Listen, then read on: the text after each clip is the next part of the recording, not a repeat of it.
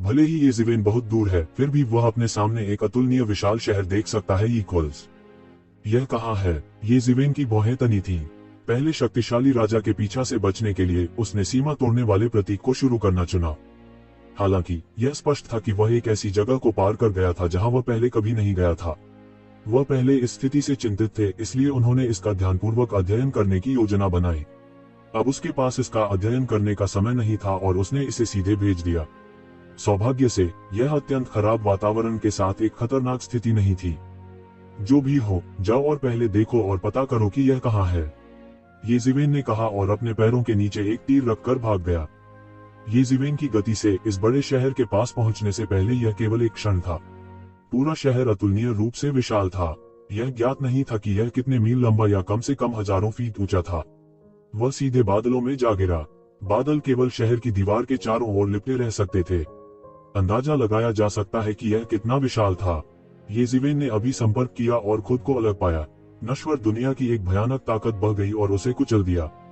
यह तियानज़ू की सांस है। ये ज़िवेन ने तुरंत महसूस किया कि नश्वर दुनिया की शक्ति स्वर्गीय परिवार की सांस के साथ मिश्रित थी, जो सभी स्वर्गीय परिवारों के अस्तित्व के साथ असंगत थी, पूरी तरह से दूसरी दुनिया के प्राणियों की तरह। तियानज़ू के बारे में कई अफवाहें रही हैं। ऐसा कहा जाता है कि तियानज़ू एक अन्य अराजक ब्रह्मांड से आने वाला प्राणी है। यह भी कहा जाता है कि तियानज़ू वास्तव में अंतिम ब्रह्मांडीय सभ्यता का अवशेष है, जो ब्रह्मांड के पतन और उत्थान का गवाह है। एक शब्द में, तियानज़ू एक तरह का प्राणी है जो आज के ज़ुतियनवान से बिल्कुल अलग है। जब तक कोई भेस न हो, जब तक आप करीब आते हैं, तब तक आप स्पष्ट रूप से अंतर महसूस कर सकते हैं। उसने एक बार में इसके बारे में सोचा। यह दुनिया तियानज़ू की शेष बुराइयों से घिरी एक अज्ञात दुनिया होने की संभावना है। टूटी हुई सीमा ताबीज विशेष रूप से इस दुनिया में जाने के लिए तैयार है। इस समय वह पूरी तरह से समझ गया। उसे डर था कि इस सीमा भंग प्रतीक का कार्य यही है, यहाँ पता लगाने के लिए।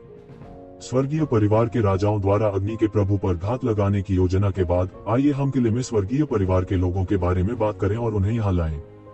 निश्चित रूप से यह खेती के लिए एक सुंदर जगह है। हालांकि इतने लंबे समय तक ऐसी धन्य जगह की खोज नहीं की गई है। तियानज़ू छुपाने के लिए बहुत गहरा है। सौभाग्य से यह अपने आप में खोजा गया था, नहीं तो पता नहीं कब तक पता चल जाएगा। थोड़े से भोजन के बाद ये ज़िवेन ने प्रमुख तलवार तकनीक चलाई और अचानक स्वर्गीय परिवार की सांसें थम गईं। नश्वर दुनिया की शक्ति ने उसे तुरंत पीछे नहीं हटाया और तू ज़िवेन आसानी से शहर में प्रवेश करने में सक्षम हो गया। एक नजर में आप हर जगह तियानज़ू विशेषज्ञों का जमावड़ा देख सकते हैं। तियानज़ू एक अनोखी जाति होने के योग्य है, जिसे लगभग ये ज़िवेन ने देखा था। सबसे बढ़कर वे जुआनजिन से ऊपर के स्तर पर हैं। तियानज़ू के मामले में जब तक वे बड़े होते हैं, जुआनजिन के नीचे कोई क्षेत्र नहीं लगता है। हर जगह तियान परिवार के विशेषज्ञों के अलग अलग चेहरे हैं। यह स्वर्ग की दुनिया में लगभग एक जाति के समान है। कुछ इंसान हैं और कुछ जानवर हैं।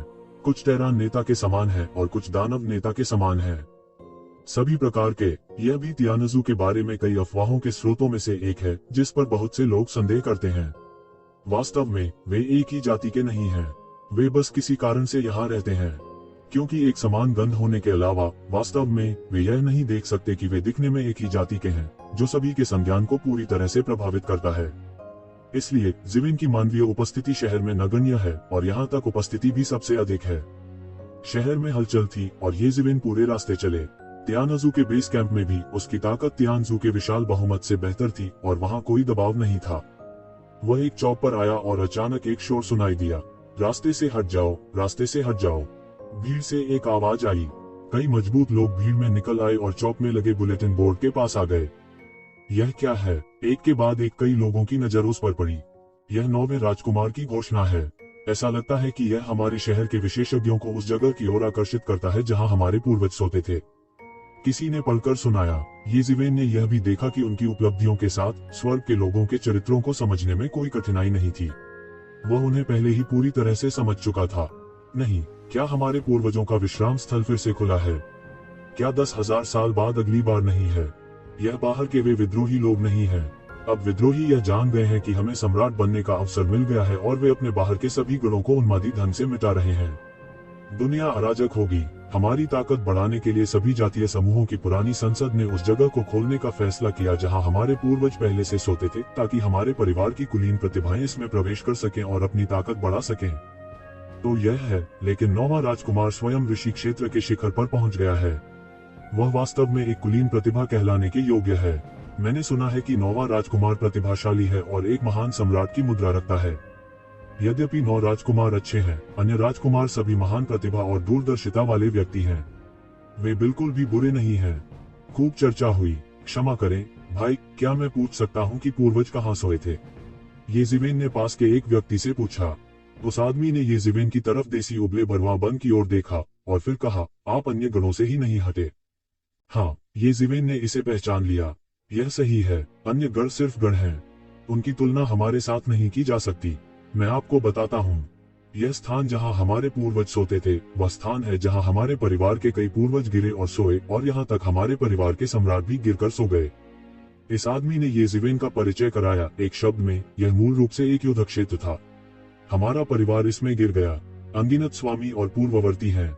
हमारे परिवार की कई युवा प्रतिभाओं ने इसमें जल्दी प्रवेश किया और कई लाभ प्राप्त किए।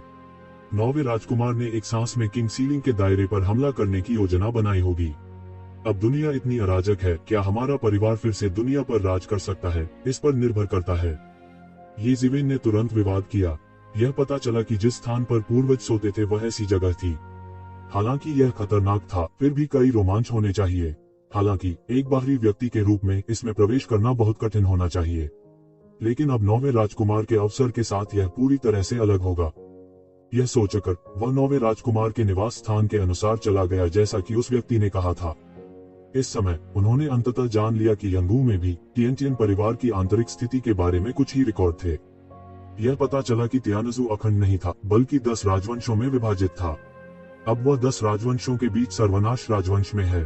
कहा जाता है कि यह वंश अत्यंत प्राचीन है। उपरोक्त को स्वर्ग के खिलाफ पहले युद्ध में भी खोजा जा सकता है, जो उस समय पहले से मौजूद था। बाद में, हालांकि अधिकांश तियानजू को अलग अलग जगहों पर सील कर दिया गया था, लेकिन बहुत से लोग बचे हैं, जिनमें से कुछ सर्वनाश राजवंश का गठन करते हैं। ऐसा कहा जाता है कि सर्वनाश राजवंश और स्वर्गीय परिवार में एक सर्वोच्च सम्राट सर्वनाश सम्राट का खून है। अब सर्वनाश राजवंश का प्रभारी स्वर्गीय परिवार सर्वनाश राजा के कई विशेषज्ञों में से एक है। 9वां राजकुमार सर्वनाश राजा के हजारों पुत्रों में से एक है। सर्वनाश राजा के हजारों पुत्रों में से कम आधे से अधिक देवता बन गए हैं। उनमें से 9वें राजकुमार जैसे कई राजकुमारों में उत्कृष्ट क्षमता है और सिंहासन को सफलतापूर्वक जीतने के लिए महत्वाकांक्षी हैं। अब यह वास्तव में रिजर्व जीतने की लड़ाई है। इन्हें पचाने के बाद येज़िवेन ने अपने होंठ थोड़े से झुका लिए। हालांकि तियानजू एक अलग जाति होने का दावा करता है, यह वास्तव में टेरान और अन्य जातियों से अलग नहीं है। इसमें भंडार के लिए आंतरिक संघर्ष है, और यह उतना महान नहीं है जितना कि वे उपदेश देते हैं। हालांकि इसने उन्हें सहयोग में सफलतापूर्वक भाग लेने का मौका भी दिया। उसने सोचा कि अगर वह यहाँ से जाना चाहता है तो उसे ऊपरी रास्ता अपनाना होगा, चाहे वह बाहरी दुनिया को जानकारी देना चाहता हो या यहाँ से जाना चाहता हो। यद्यपि तियान परिवार में कई विशेषज्ञ हैं और पाए जाने की संभावना भी अधिक है, येज़िवेन आश्वस्त है। अब उसकी ताकत के साथ जब तक वह सावधान है, कोई समस्या नहीं होनी चाहिए। सबसे बुरी बात यह है कि वह अंतरिक्ष के पंखों से आसानी से निकल सकता है। यह आगे बढ़ने और पीछे हटने की तथाकथित आजादी है, इसलिए उसे इस बारे में चिंता करने की जरूरत नहीं है। जल्द ही वह सर्वनाश राजा के 9वें राजकुमार के निवास पर आया था। पूरा निवास निरंतर था और एक विशाल क्षेत्र को कवर करता था। यह सख्त पहरे वाले एक छोटे शहर की तरह था। रुको, तुम क्या करते हो? जैसे ही उसने प्रवेश किया, उसे 2 तियानजू गार्डों ने रोक लिया। मैं 9वें राजकुमार की पुकार का जवाब देने आया हूँ, येज़िवेन ने कहा। उन्होंने येज़िवेन को जो देखा वह तुरंत बदल गया। 9वें राजकुमार की सूची पोस्ट की गई थी। इस दौरान कई अजीबोगरीब लोग और अजीबोगरीब चीजें हुई। हालांकि कोई फर्क नहीं पड़ता कि कौन, बिना किसी अपवाद के सभी पार्टियों के मजबूत हैं। पूरे शहर के विशेषज्ञ अपनी किस्मत आजमाना चाहते हैं। यह उनके छोटे रक्षक नहीं है जो अपमान कर सकते हैं। मैं देख रहा हूँ, कृपया अंदर आओ बच्चे। गार्ड ने जल्दी से येज़िवेन को अंदर बुलाया। जल्द ही कोई बाहर आया और उन्हें एक साइड यार्ड में ले गया। हालांकि इसे एक साइड यार्ड कहा गया था, यह वास्तव में काफी शानदार था। इस समय यार्ड में बहुत से लोग प्रतीक्षा कर रहे हैं। हर कोई एक बेहद खतरनाक गंध निकालता है और पूरी तरह से बिना किसी अजनबी के हवा को बाहर निकालता है। यद्यपि यह कहा जाता है कि 9वें राजकुमार के पास दुनिया में कई तरह की प्रतिभाएं हैं, मुझे डर है कि हर कोई अपनी मर्जी से नहीं आ सकता। यह सिर्फ एक छोटा सा संत है। आपको क्यों लगता है कि आप सक्षम हो सकते हैं? येज़िवेन ने ऊपर देखा, लेकिन उसने एक प्राणी को देखा जो नहीं जानता था कि यह क्या है। यह लगभग 3 फुट लंबा और बहुत लंबा था। यह काले वज्र में काले शल्कों से लिपटा हुआ था। उसके पीछे विशाल पंखों का एक जोड़ा था जो लगभग पूरे शरीर को लपेट सकता था। जाहिर है यह वास्तविक शरीर का अभिसरण होना चाहिए, अन्यथा एक बार वास्तविक शरीर खुल जाने के बाद मुझे डर है कि पूरा शहर भी इसे समायोजित नहीं कर सकता। यहाँ वे गुस्ताखी करने की हिम्मत नहीं करते। वे उच्च प्रतिभा वाले एक भयंकर जानवर भी हैं। साधना ऋषि लोक के शिखर पर पहुंच गई है, एक तरफ हावी हो गई है और पूर्वज बन गई है। मैं योग्य नहीं हूँ। क्या आप? ये ज़िवेन ने उपहास किया। बेशक मैं योग्य हूँ, मैं केवल डार्क थंडर बीस्ट के 5 शब्दों से योग्य हूँ। भयंकर जानवर ने गर्व से कहा। क्या बकवास है, मैंने इसके बारे में नहीं सुना। ये ज़िवेन ने उपहास किया। उसने चारों ओर देखा, उसके आसपास बहुत सारे मजबूत लोग थे। इस बार 9 राजकुमारों की सूची ने प्रतिभाओं को आकर्षित किया और कई लोगों ने इसमें शरण ली। तथाकथित डार्क थंडर बीस्ट को शक्तिशाली होना चाहिए। आखिरकार अतीत को देखकर ऐसा लगता है कि वह सबसे अच्छा धमकाने वाला है। ऋषि क्षेत्र के बाद के चरण में यह वास्तव में लोगों के बीच केवल दायरे में सबसे कम है। बढ़िया साहस। अंधेरा गड़गड़ाहट वाला जानवर एक जोर से पे और एक क्रूर मुस्कान में फट गया। उसने एक पल में गोली मार दी। वह इस अवसर की प्रतीक्षा कर रहा है। यह केवल उपन्यास पढ़ने का अवसर नहीं है, यह 9वें राजकुमार को अपनी ताकत देखने का अवसर भी है। यदि वह दूसरों से लड़ता है तो वह दोनों पक्षों को खो सकता है। यह वह नहीं है जो वह देखना चाहता है, लेकिन इस व्यक्ति के पास ऋषि लोक की केवल बात की अवस्था है। क्या वह ली वेई के लिए अच्छा लक्ष्य नहीं है? उसने अभी देखा था कि बहुत से लोग चलने के लिए भी तैयार थे, इसलिए उसने दूसरों द्वारा लूटे जाने से बचने के लिए हड़बड़ी में शोर मचाया। वज्र की अनंत शक्ति एक पल में फैल गई, लेकिन वे एक अत्यंत संकीर्ण स्थान में दब गए और कहर बरपाने लिए बाहर नहीं आए। क्योंकि यह शहर 9वें राजकुमार की जागीर है, यहाँ गंदगी करने की इजाजत किसी को नहीं है। इस शहर में ऐसे विशेषज्ञ भी हैं जो राजा के क्षेत्र को सील कर देते हैं, जो ऐसी जगह नहीं है जहाँ वह कहर बरपा सके। हालांकि वह परवाह नहीं करता। उनकी राय में भले ही वह अपनी पूरी ताकत का उपयोग न कर सके, बाद के चरण में ऋषि से निपटने के लिए यह पर्याप्त से अधिक होना चाहिए। इस समय तू ज़िवेन ने भी वापसी की। उसने एक बड़ा हाथ बढ़ाया, हवा के खिलाफ खड़ा हुआ, उसे दबा दिया और सब कुछ नष्ट कर दिया जैसे कि वह पीसने वाली प्लेट में बदल गया हो। टकराना। अपने सुनहरे हाथ से ये ज़िवेन ने अंधेरे गरजने वाले जानवर द्वारा छोड़ी गई सारी वज्र शक्ति को मिटा दिया। वह बिल्कुल भी नहीं हिचकिचाए। यह डार्क थंडर बीस्ट चौंक गया। हालांकि वह अपनी जगह से बाधित था, लेकिन वह अपना सर्वश्रेष्ठ प्रदर्शन नहीं कर सका। हालांकि उन्होंने जो अभ्यास किया वह गड़गड़ाहट का एक अत्यंत प्राचीन पवित्र नियम था, जो इतना शक्तिशाली था कि वास्तविक ऋषि क्षेत्र का शिखर भी इस भयानक बिजली के बल का विरोध करना मुश्किल था। परिणाम स्वरूप उन्हें ऋषि लोक के बाद के चरण में एक युवा पीढ़ी द्वारा शुद्ध किया गया था। बूम! ये ज़िवेन का सुनहरा बड़ा हाथ बधिया कर दिया गया है। उसने इसे सीधे इस अंधेरे गरज वाले जानवर पर पकड़ लिया। अंधेरे गड़गड़ाहट वाले जानवर के पास इसके बारे में सोचने का समय नहीं था। उसने बस हिंसक रूप से शराब पी, फिर अपने विशाल पंजे को फैलाया और एक ही बार में उसे पकड़ लिया। दोनों पक्षों के बीच टक्कर ऐसी थी जैसे लहरें किनारे पर टकरा रही हों। अनंत और भयानक दैवीय शक्ति प्रकट हुई।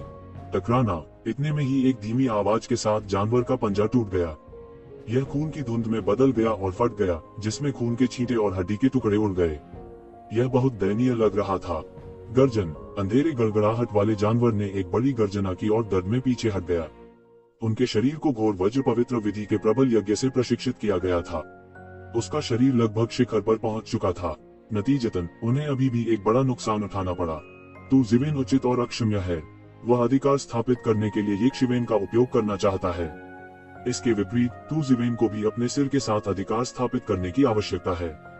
वह ऐसे मौके को कैसे गंवा सकते हैं? ये ज़िवेन एक कदम में बाहर निकल गई। उसकी गति इतनी तेज थी कि वह अंतरिक्ष के पंखों का उपयोग किए बिना भी एक ही बार में अंधेरे गरजने वाले जानवर के पास पहुंचा। गर्जन। उसने अपना मुंह खोला और वज्र की भयानक शक्ति को उगल दिया। यह उनकी वज्र की मूल शक्ति है। वज्र की सामान्य शक्ति से भिन्न उसने एक ही बार में सभी पर प्रहार किया। तैयार नहीं, ऋषि लोक के शिखर पर एक भगवान को एक पल में कड़ी चोट लगेगी और गंभीर मामलों में वह बुरी तरह मर जाएगा। हालांकि वह आमतौर पर ऐसी चालों का उपयोग अक्सर नहीं करता है। यह वास्तव में इसलिए है क्योंकि वह बहुत ऊर्जावान है। देवताओं की उत्पत्ति भी इतने भयानक उपभोग को सहन नहीं कर सकती। लेकिन वह हुआ जिसकी उसे उम्मीद नहीं थी। ये ज़िवेन ने एक बड़ा हाथ बढ़ाया, चकमा भी नहीं दिया, दौड़कर अंदर आया और अपनी मूल गड़गड़ाहट की शक्ति को मिटा दिया। नहीं, यह कहा जाना चाहिए कि वह पकड़ा नहीं गया था, लेकिन पूरी तरह से अवशोषित, जैसे कि उसका शरीर एक विशाल बैटरी था। ऐसी गड़गड़ाहट की शक्ति, ये ज़िवेन उसके लिए ऊर्जा भरने के अलावा कुछ नहीं कर सकती थी। टकराना। येज़िवेन ने सीधे तौर पर डार्क थंडर बीस्ट को थप्पड़ मार दिया। मौके पर उसने सीधे अंधेरे वज्र जानवर के मांस को विभाजित किया और उसे मौके पर ही तोड़ दिया। खून पूरी तरह से छलक चुका था और हड्डी का मलबा उड़ रहा था। यह शक्तिशाली डार्क थंडर बीस्ट तो ज़िवेन का विरोधी बिल्कुल भी नहीं है। यह एक चाल से मारा गया था। दृश्य बहुत खूनी था, लेकिन दृश्य में हर कोई हमेशा की तरह लग रहा था, लेकिन उनके दिल अभी भी तूफानी थे। उन्हें नहीं लगा कि यह दृश्य खूनी था। इसके विपरीत वे एक ज़िवेन की ताकत से चौंक गए थे। क्षेत्र में कई लोग हैं जो मानते हैं कि उनके पास डार्क थंडर बीस्ट को हराने की क्षमता है, लेकिन कुछ ही यह कहने की हिम्मत करते हैं कि वे डार्क थंडर बीस्ट को मारने में सक्षम होंगे। इन कुछ लोगों के बीच कोई भी इस तरह के भयंकर रवैये के साथ अंधेरे गरजने वाले जानवर को मारने की हिम्मत नहीं करता। तो वे चौंक गए और विस्मय में पड़ गए। मूल रूप से कुछ लोग अपनी प्रतिष्ठा स्थापित करने और अपना नाम स्थापित करने के लिए येज़िवेन का उपयोग करना चाहते थे। अब उन्होंने तुरंत ऐसा मन निकाल दिया। क्या मजाक कर रहे हो? ऐसा चरित्र अच्छा नहीं होने पर उसके द्वारा आत्महत्या करने के लिए मजबूर किया जाएगा।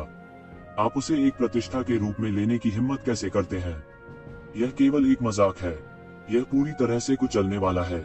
इसमें कोई आश्चर्य की बात नहीं है कि ऋषि लोक के बाद के चरण में केवल मार्शल कलाकार ही ऐसी सूची को संभालने का साहस करते हैं। उनके पास वास्तव में अपनी ताकत है। ठीक है, क्या शानदार लड़ाई है। अचानक दूर से एक तेज आवाज आई, लेकिन सफेद वस्त्र पहने एक युवक आ धमका।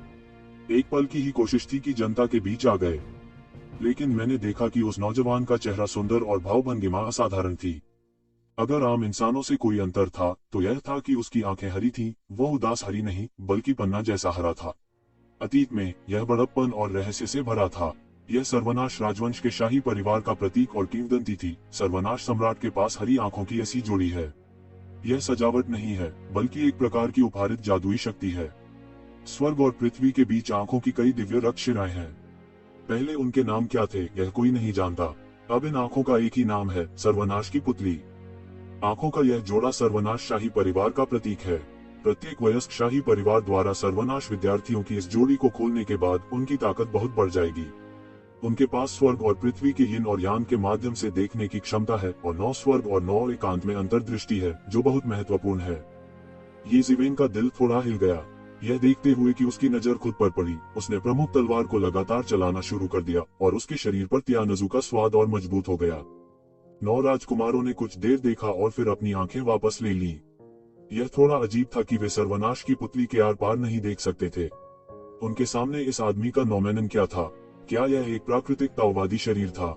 यह असंभव नहीं है, ठीक उसी तरह जैसे उनका सर्वनाश करने वाला शाही परिवार एक प्राकृतिक ताओ शरीर है जो इंसानों के समान है। यह ब्रह्मांड में ब्रह्मांड द्वारा मान्यता प्राप्त प्राकृतिक ताओ निकाय है। कई कमजोर जातियां, यहाँ तक कि बहुत शक्तिशाली जातियां, उनका साधना लक्ष्य इस तरह के ताओ शरीर में पूरी तरह से रूपांतरित होना है, जो कि शरीर के निकटतम शरीर है।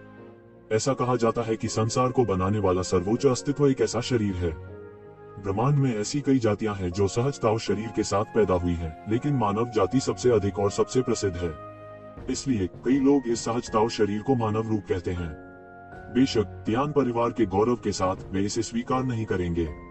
वे केवल इतना ही कहेंगे कि यह जन्मजात ताओ शरीर है। मैंने 9वें राजकुमार को देखा है। उन्होंने स्वर्गीय परिवार के प्राचीन संस्कारों के अनुसार एक के बाद एक अभिवादन किया। येज़िवेन ने भी कल्ची के अनुसार लौकी निकाली और उनके पीछे चल दी। आप ताओवादी भाई बहुत विनम्र हैं। 9वें राजकुमार ने मुस्कुराते हुए कहा कि भले ही उसकी हैसियत कुलीन हो, लेकिन वह वास्तव में इन हेगमोनिक पार्टियों के अस्तित्व को ठेस नहीं पहुंचाना चाहता था। हो सकता है कि वे राज्य के स्वामी न हो, लेकिन उन सभी को नाराज करने की कोई जरूरत नहीं है। वह सिंहासन पर चढ़ने की महत्वाकांक्षा वाला राजकुमार है। स्वाभाविक रूप से वह ऐसे काम नहीं करेगा जिससे लोगों को ठेस पहुंचे। आप ताओवादी भाइयों को मेरी कॉल का जवाब देने में बहुत खुशी हो रही है। ऐसा लगता है कि मेरे क्षेत्र में अभी भी कई प्रतिभाएं हैं। 9वें राजकुमार ने मुस्कुराते हुए कहा, महामहिम के शासन के लिए धन्यवाद। अगर हम एक व्यक्ति को बदलते हैं तो हम इतनी आसानी से विकास नहीं कर सकते।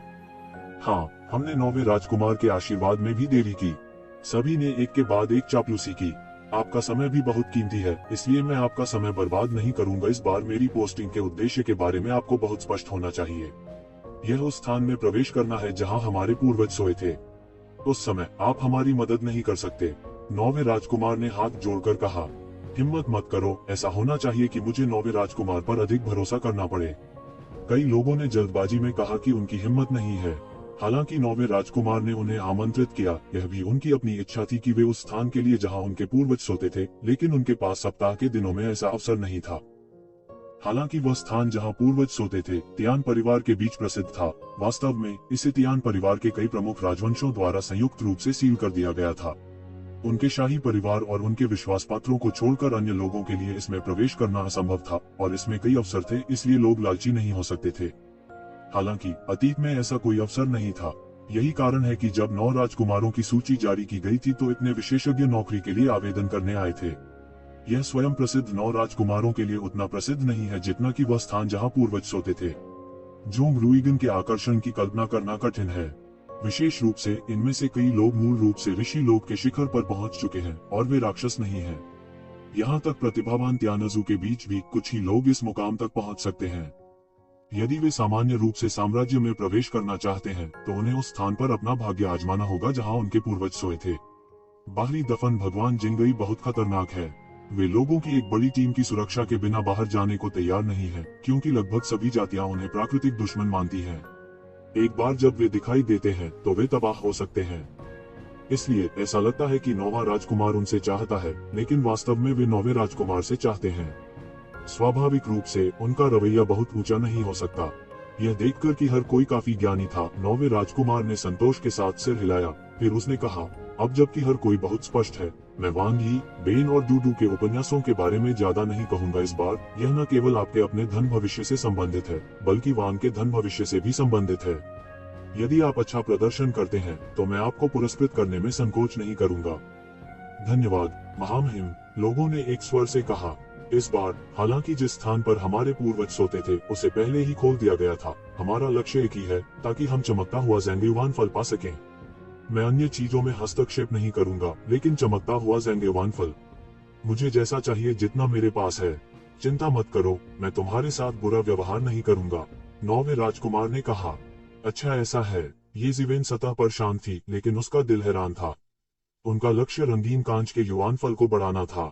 इस तरह की प्राकृतिक सामग्री और पृथ्वी के खजाने की स्वर्ग और पृथ्वी की दुनिया में भी अपनी किंवदंती है, जो अत्यंत दुर्लभ है। संयोग की एक श्रृंखला के तहत केवल तियान परिवार के मालिक की मृत्यु हो गई और उनकी ऊर्जा नहीं बदली। प्राकृतिक सामग्री और पृथ्वी के खजाने का उत्पादन संभव है, जो लोंगयांगुओ की तरह थोड़ा सा है। हालांकि इस तरह का ग्लास ज़ेंगयुआन फल अधिक दुर्लभ है। यहाँ तक अगर स्वर्गीय परिवार के सामान्य देवता गिर जाते हैं तो वे वास्तव में ग्लास ज़ेंगयुआन फल का उत्पादन नहीं कर सकते हैं। केवल ऋषि लोक के ऊपर के देवता ही गिरते हैं। क्या उनके पास ऐसी प्राकृतिक सामग्री और पृथ्वी के खजाने का उत्पादन करने की एक निश्चित संभावना हो सकती है? उस स्थिति में सफलता की संभावना अभी भी बहुत बहुत कम है। कोष्टक एक व्यक्ति ही सफल हो सकता है। मुख्य चमकदार ज़ेंगयुआन फल राजा के दायरे के विशेषज्ञों से आते हैं। राजा के क्षेत्र को सील करने वाले स्वामी के गिरने के बाद ही चमकता हुआ ज़ेंगयुआन फल का उत्पादन संभव हो सकता है और संभावना अधिक होगी। यह बोधगम्य है कि इस तरह की प्राकृतिक सामग्री और स्थानीय खजाना, यह कितना कीमती है।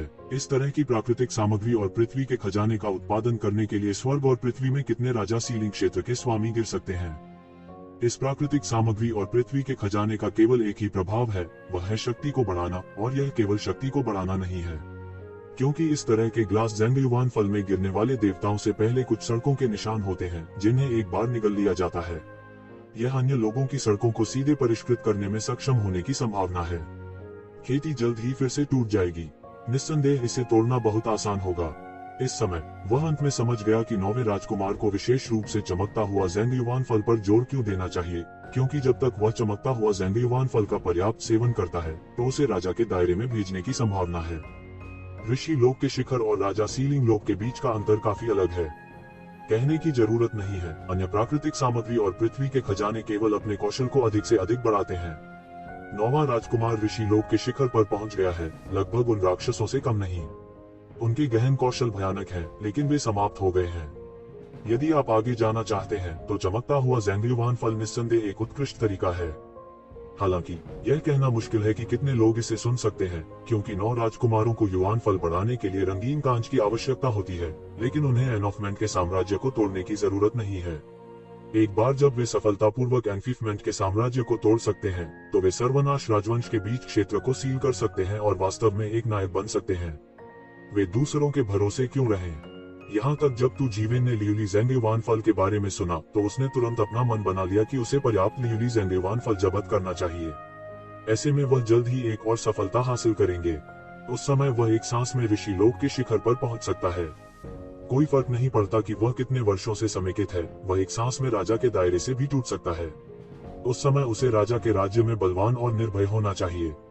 जो कोई उसका हिसाब लगाना चाहता है उसे देखना है कि उसमें इतनी ताकत है या नहीं।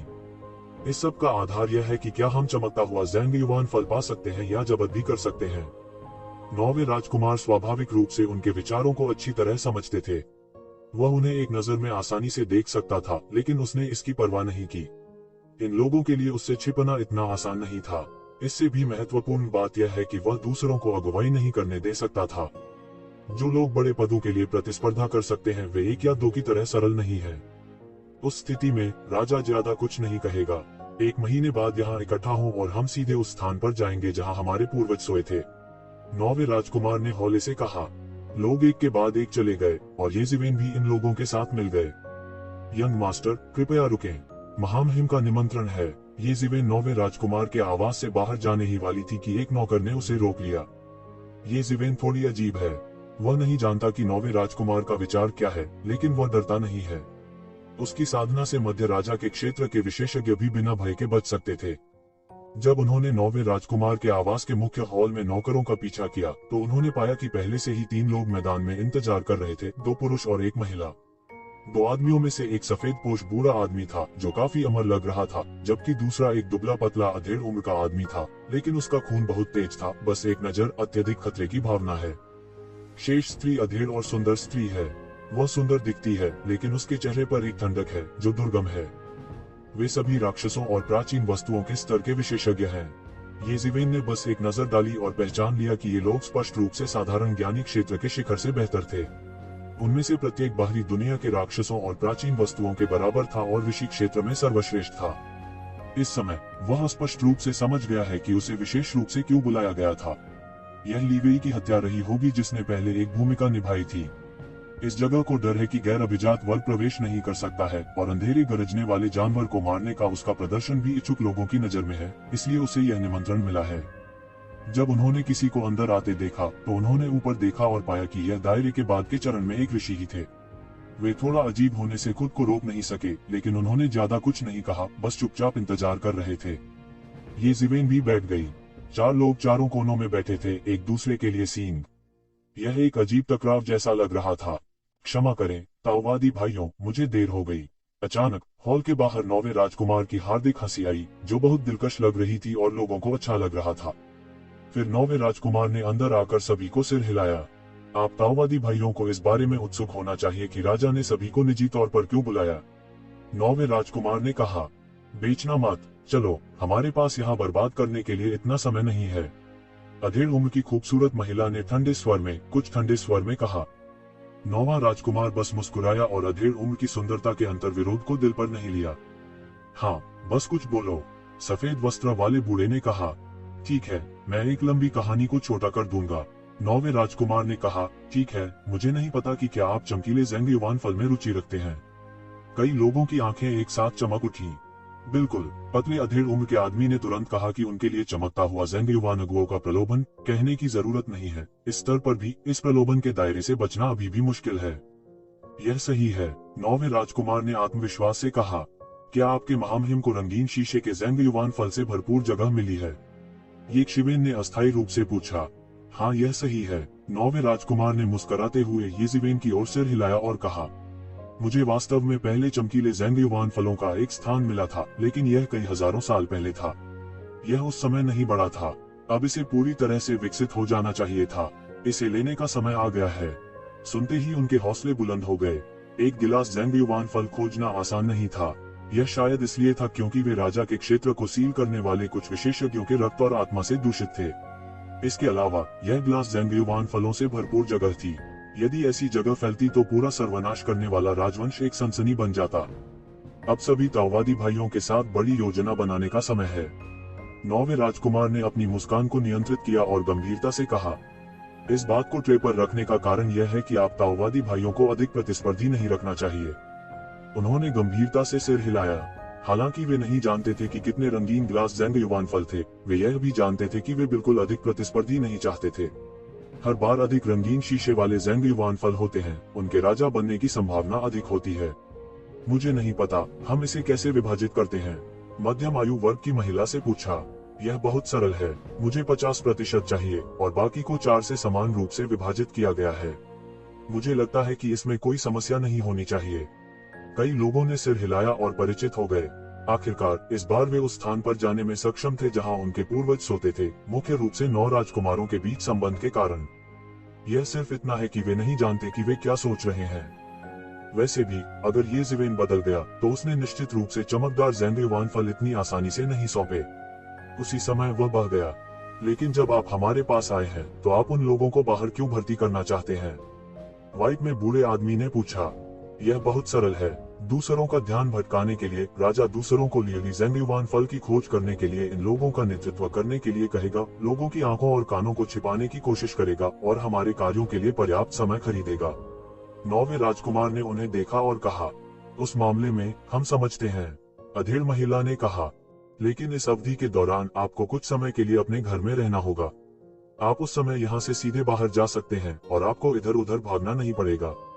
9वें राजकुमार ने उन्हें नीची दृष्टि से देखा और कहा, बहुत से लोग मूर्ख नहीं हैं। स्वाभाविक रूप से वे समझते हैं कि यह उन्हें नियंत्रित करने का एक साधन है। इस रहस्य को जानने के बाद वे आसानी से नहीं जा सकते। सभी ने सिर हिलाया और सहमति व्यक्त की। कारण बहुत आसान था, क्योंकि वे नहीं चाहते थे कि खबर लीक हो। अगर यह खबर लीक हुई तो इसके परिणाम निस्संदेह बहुत खतरनाक होंगे। ऐसा नहीं है कि केवल शीशा लगाना ज़ेंग युवान फल चला गया है। अगर वे रास्ते में किसी हमले का सामना करते हैं, भले ही उनकी साधना और आत्मविश्वास के साथ, वे यह कहने की हिम्मत नहीं करते कि वे दूर चल पाएंगे। एकमात्र अच्छी खबर यह है कि जिस स्थान पर पूर्वज सोए थे, उस स्थान पर राजा के क्षेत्र को सील करने वाले विशेषज्ञों को प्रवेश करने की अनुमति नहीं है। क्योंकि जिस स्थान पर पूर्वज सोए थे वह एक बहुत बड़ा प्राचीन युद्ध क्षेत्र है और अंतरिक्ष पहले से ही बहुत नाजुक है। अगर फैंगवान क्षेत्र के विशेषज्ञ वहां लड़ रहे हैं, इससे उस स्थान के ढहने की संभावना है जहां पूर्वज सोते थे। उस समय त्यानजू के पूर्वजों को ढह गई जगह के साथ अंतहीन शून्य में निर्वासित किया जा सकता है। कोई भी इस अपराध को बर्दाश्त नहीं कर सकता। यदि राजा के क्षेत्र के स्वामियों को प्रवेश करने की अनुमति दी जाती है, तो राजा के क्षेत्र के वे स्वामी कड़ा संघर्ष करेंगे। उस स्थान का उल्लेख नहीं करना चाहिए जहां स्थानिक नियम तोड़े जाते हैं, अर्थात एक जाति का उन्नत घोंसला फ्लाई ऐश में बदल जाएगा। हालांकि यह केवल एक स्पष्ट प्रावधान है, वास्तव में कोई नहीं जानता कि राजा के क्षेत्र को सील करने वाले विशेषज्ञ हैं या नहीं। ठीक है, कोई समस्या नहीं। ये ज़िवेन ने भी सिर हिलाया। उसने मना नहीं किया। उन्होंने इस समय का फायदा उठाते हुए अच्छी तरह से अभ्यास किया और अपने राज्य को चरम पर समायोजित किया। कोष्टक 1 महीना जल्दी बीत गया। पूरे महीने के दौरान तुश्वन एकांत में अभ्यास कर रहा है। 9वें राजकुमार के निवास पर सेवा बहुत विचारशील थी, लेकिन उसका मुख्य समय व्यवहार में था और किसी ने उसे परेशान नहीं किया। बस यह सुनिश्चित कर लें कि इस दौरान ये ज़िवेन ने बाहर खबर नहीं भेजी थी। उन्हें इस बात का अब भी पूरा भरोसा है। राजनिवास सभी प्रकार की सीमाओं से भरा हुआ है। यहाँ तक राजा के क्षेत्र को सील करने वाले विशेषज्ञ भी जाने बिना खबर नहीं फैला सकते। जल्दबाजी में 1 महीना बीत गया। जल्द ही उल्टी बंद होने का 1 महीना हो गया था। विशेषज्ञों का एक बड़ा समूह शीघ्र ही 9वें राजकुमार के महल में एकत्रित हो गया। 9वें राजकुमार के क्षेत्र के लगभग सभी विशेषज्ञ रोमांच का प्रलोभन पाने के लिए अपने पूर्वजों की भूमि में प्रवेश करने आए। बहुत कम लोग इसे सहन कर पाते हैं। उन विदेशी विशेषज्ञों ने नेतृत्व किया और सीधे 9वें राजकुमार के घर में एक शक्तिशाली विशेषज्ञ के नेतृत्व में संचरण सरणी में कदम रखा। इन लोगों के प्रवेश करने का बीड़ा उठाने के बाद ये ज़िवेन और अन्य प्रतिभाएं अंत में एक साथ एकत्रित हुई। देवियों और सज्जनों, इस बार हम आपको परेशान करेंगे। जब हमें लियली ज़ेंग युवान फल मिलेगा तो राजा आपके साथ बुरा व्यवहार नहीं करेगा। 9वें राजकुमार ने फिर कहा। उन्होंने हाँ भी कह दिया और फिर 9वें राजकुमार के नेतृत्व में उन्होंने एक के बाद एक संचरण सरणी में कदम रखा। जब लोग परमेश्वर के पास वापस आए तो उन्हें उस तथाकथित स्थान पर भेज दिया गया था जहां उनके पूर्वज सोए थे। एक नजर में यह दुनिया के अंत जैसा दृश्य है। हर जगह आप आसमान में ब्लैक होल देख सकते हैं। उस स्थान पर सब नियम टूट जाते हैं और थोड़े से बने हुए नियम भी नहीं मिलते। एक भयानक दैवीय शक्ति व्याप्त है। यह इस दैवीय शक्ति के कारण है कि उस छेद में मौजूद कानून को अपने आप बहाल नहीं किया जा सकता है। करोड़ों वर्षों के बाद भी कोई परिवर्तन नहीं हुआ है और दैवीय शक्ति का कभी पतन नहीं होगा। हर तरफ कानून तोड़ने के संकेत हैं। यह वास्तव में एक बहुत ही भयानक युद्ध क्षेत्र है। मुझे डर है कि इसका स्वर्ग के खिलाफ युद्ध से बहुत कुछ लेना देना है, लेकिन यह युद्ध क्षेत्र अज्ञात लगता है। यह सितारों के समुद्र की तरह नहीं है, जो न केवल दुनिया में प्रसिद्ध है बल्कि सभी जातीय समूहों के गठबंधन द्वारा नियंत्रित भी है। कई लोग एक के बाद एक अपना दिमाग भी निकालते हैं, लेकिन अब अपने मजबूत दिमाग से भी यह पता नहीं लगा पाते हैं कि वे कितनी दूर जाते हैं। यह वह जगह है जहां हमारे पूर्वज सोते थे। अधेड़ उम्र की महिला ने एक गहरी सांस ली और कहा, ऐसा लगता है कि मुझे अपने पूर्वजों की गंध आ रही है। मुझे नहीं पता कि यह भ्रम है या नहीं। यह निश्चित रूप से एक भ्रम नहीं है। यह मूल रूप से एक प्राचीन युद्ध का मैदान है। हमारे परिवार की किस नस्ल के यहाँ कोई पूर्वज नहीं है। 9वें राजकुमार ने कहा, अब जब हम आ गए हैं तो समय बर्बाद न करें। जगह पर जल्दी करो। हालांकि यह जगह बहुत गुप्त है, फिर भी यह दूसरों के द्वारा पहले से ही देखी जा सकती है। उन्होंने एक के बाद एक सिर हिलाया और फिर 9वें राजकुमार का पीछा किया और दूसरी दिशा में उड़ गए। इस समय 9वें राजकुमार द्वारा भर्ती किए गए अन्य लोग जो पहले आए थे ने दूसरी सड़क ली, जो स्पष्ट रूप से अलग हो गई थी। 9वें राजकुमार और अन्य लोगों के चले जाने के कुछ ही समय बाद धीरे धीरे एक आकृति उभरी। निश्चित रूप से 9वें राजकुमार के पास एक साजिश है। अब दूसरों से छिपाने के लिए कुछ होना चाहिए। आकृति ने धीरे से कहा, मुझे जल्दी वापस जाना है और तीसरे राजकुमार को रिपोर्ट करना है। वाह! उनके जाने के तुरंत बाद एक खूनी आकृति धीरे धीरे उभरी। उस चेहरे को देखते हुए ये वो नहीं था जो येज़ीवेन था। यह उनका विभाजित रक्त देव पुत्र था। उनकी ताकत उनकी मूल मूर्ति से कहीं कम थी, लेकिन एक ऋषि के राक्षसों और प्राचीन वस्तुओं को साफ करने में कोई समस्या नहीं थी। उसके लिए 9वें राजकुमार और अन्य लोगों को धोखा देना आसान है, लेकिन वह येज़ीवेन को कैसे धोखा दे सकता है, जिसके पास पहले से ही राजा के क्षेत्र को सील करने की ताकत है। लेकिन येज़ीवेन ने इसे उजागर नहीं किया, लेकिन चुपचाप एक रक्त देवता पुत्र को विभाजित कर दिया। अगर कोई परेशान करने आता है तो ठीक है, अन्यथा वह शांत जल में कैसे मछली पकड़ सकता है।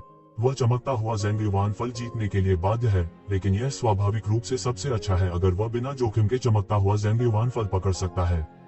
वह सर्वनाश राजवंश के 9वें राजकुमार की शक्ति की मदद से स्वर्गीय परिवार के राज्य को भी छोड़ना चाहता है। रक्त देव पुत्र ने थोड़ा सा देखा और फिर उसे पकड़ने के लिए रक्त प्रकाश में बदल गया। योजना बनाने से पहले उसे तथाकथित 7 राजकुमारों और अन्य लोगों को ढूंढना पड़ा। 9 राजकुमारों और अन्य लोगों के बीच येज़ीवेन चुपचाप वहीं चढ़ाए और तुरंत तितर बितर हो गए। वह पहले से ही रक्त देवता पुत्र के वियोग की स्थिति जानता था, लेकिन उसने बताने का इरादा नहीं किया। वह पूरा स्थान जहां पूर्वज सोए थे एक विशाल युद्ध क्षेत्र है। यहाँ क्या स्थान और समय बहुत अव्यवस्थित हैं, और यहाँ तक कि सम्राट स्तर के विशेषज्ञों के बीच लड़ाई के संकेत भी हैं। इसलिए समय और स्थान लंबे समय से गड़बड़ी में है, और शून्य में छिपे समय और स्थान के टुकड़े हर जगह देखे जा सकते हैं। विशेष रूप से समय के टुकड़े बेहद खतरनाक होते हैं। एक बार जब आप गलती से उनमें टूट जाते हैं तो आप समय से वंचित भी रह सकते हैं और लोगों को एक ही बार में बूढ़ा बना सकते हैं, जो देवताओं के लिए भी बहुत प्रभावी है। यह समय को उलट भी सकता है और देवताओं को उपदेश न देने की स्थिति में लौटा सकता है। इस भयानक युद्ध के मैदान में उपदेश न देना मरने के समान है। भले ही 9वें राजकुमार ने पिछली बार एक बार रास्ता तलाश लिया हो, फिर भी वे बहुत सावधान थे। इस तरह के युद्ध के मैदान में केवल राजा के राज्य के विशेषज्ञ ही स्वतंत्र रूप से चल सकते थे, लेकिन राजा के क्षेत्र के विशेषज्ञों को अंदर नहीं जाने दिया जा सकता था।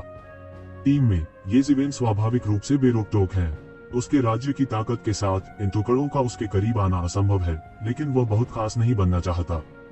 अंत में अपने गंतव्य पर पहुंचने से पहले वे 1 महीने तक युद्ध के मैदान से गुजरे। यह एक विशाल कब्रिस्तान है। पूरे आसपास की जगह को जबरन उलट दिया गया है और एक प्राकृतिक रूप से निर्मित प्राकृतिक सरनी एक पल में बन जाती है। हालांकि हर कोई आश्चर्यचकित नहीं है कि केवल गिरे हुए त्यानजू विशेषज्ञ ही इस चमकदार ज़ेंग्युआन फल का निर्माण कर सकते हैं, जो अक्सर देवताओं के कब्रिस्तान में बनता है। मुझे नहीं पता कि यह किस राजा की कब्र है, येज़ीवेन ने पूछा और 9वें राजकुमार की ओर देखा। वास्तव में मैं बहुत अच्छी तरह से नहीं जानता। पिछली बार जब मैं आया था मैंने सिर्फ ग्लास ज़ेंग्युआन फल पर नजर डाली थी। मेरे पास इसे ध्यान से देखने का समय नहीं है। 9वें राजकुमार ने बेहोश होकर कहा, मुझे नहीं पता कि यह सच है या झूठ, लेकिन उन्होंने ज्यादा कुछ नहीं पूछा। लेकिन यह सरनी परेशान करने वाली है। राजा के क्षेत्र को सील करने वाले विशेषज्ञों की कब्रों की बड़ी संख्या हमें बाहर रखने के लिए पर्याप्त है। सफेद वस्त्र वाले बूढ़े ने कहा। कई लोगों ने सिर हिलाया।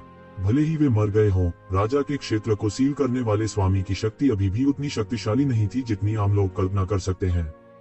चिंता मत करो, मैंने वास्तव में इसके बारे में लंबे समय से सोचा है। बाहर आओ। 9वें राजकुमार के आदेश पर शून्य में एक पतली सी आकृति धीरे धीरे प्रकट हुई। यह है। अधेड़ उम्र की खूबसूरत महिला दंग रह गई क्योंकि उन्हें रास्ते में कोई नहीं मिला। बाकी दोनों भी बदसूरत लग रहे थे। ऋषि लोक के शिखर पर भगवान के रूप में उन्होंने जरा सा भी संकेत नहीं दिखाया। आपको इसके बारे में सोचने की जरूरत नहीं है। मैंने इसके बारे में बहुत पहले सोचा था, इसलिए मैंने इकरे मास्टर को आमंत्रित किया। यह मास्टर जो है, 9वें राजकुमार ने धीरे से कहा, केवल उसे थोड़ा समझाते हुए। करने के लिए जारी। 9वां राजकुमार अधिक व्याख्या नहीं करना चाहता था और कई लोगों ने अधिक नहीं पूछा, लेकिन उन सभी ने अपनी सतर्कता को मजबूत किया। यहाँ छुआ जाना शर्म की बात है। इन लोगों के बीच केवल ये ज़िवेन गुपचुप तरीके से गुस्से में दिखते हैं, लेकिन वास्तव में वह बहुत शांत हैं, क्योंकि मास्टर जो हर तरह से उनके नियंत्रण में है। यहाँ तक राजा क्षेत्र का हत्यारा राजा भी उसे बिना धोखा दिए उसका पीछा करना चाहता है। इसके अलावा वह ऋषि क्षेत्र के शिखर पर बस एक भगवान है। यह केवल इसलिए था क्योंकि उसने अपने ऊपर एक बहुत अच्छी छिपने वाली रेखा खींची थी, जिससे उसने अतीत में लोगों को छिपाया था। हालांकि वह इसे येज़िवेन से नहीं छिपा सका, फिर भी वह बहुत अच्छा था। उसी समय इस सप्ताह मास्टर ने कार्रवाई करना शुरू किया और राजा सीलिंग मास्टर की कब्र पर ऊपर और नीचे देखा। यह प्राकृतिक रूप से निर्मित व्यू मानव निर्मित व्यवस्था से भी भयानक है। विशेष रूप से राजा सीलिंग मास्टर के कानून के प्रभाव में गठित अभियान और भी अधिक शक्तिशाली है। यदि आप एरेआई नहीं ढूंढ पा रहे हैं और इसे तोड़ना चाहते हैं, तो यह एक मृतंत होगा।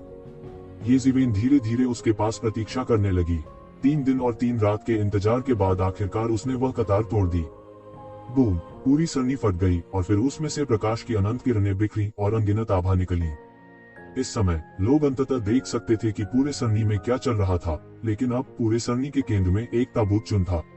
पूरा ताबूत चुन अतीत में बेहद शानदार लग रहा था और उस पर सड़क का लगभग एक अवर्णनीय निशान दिखाई दिया।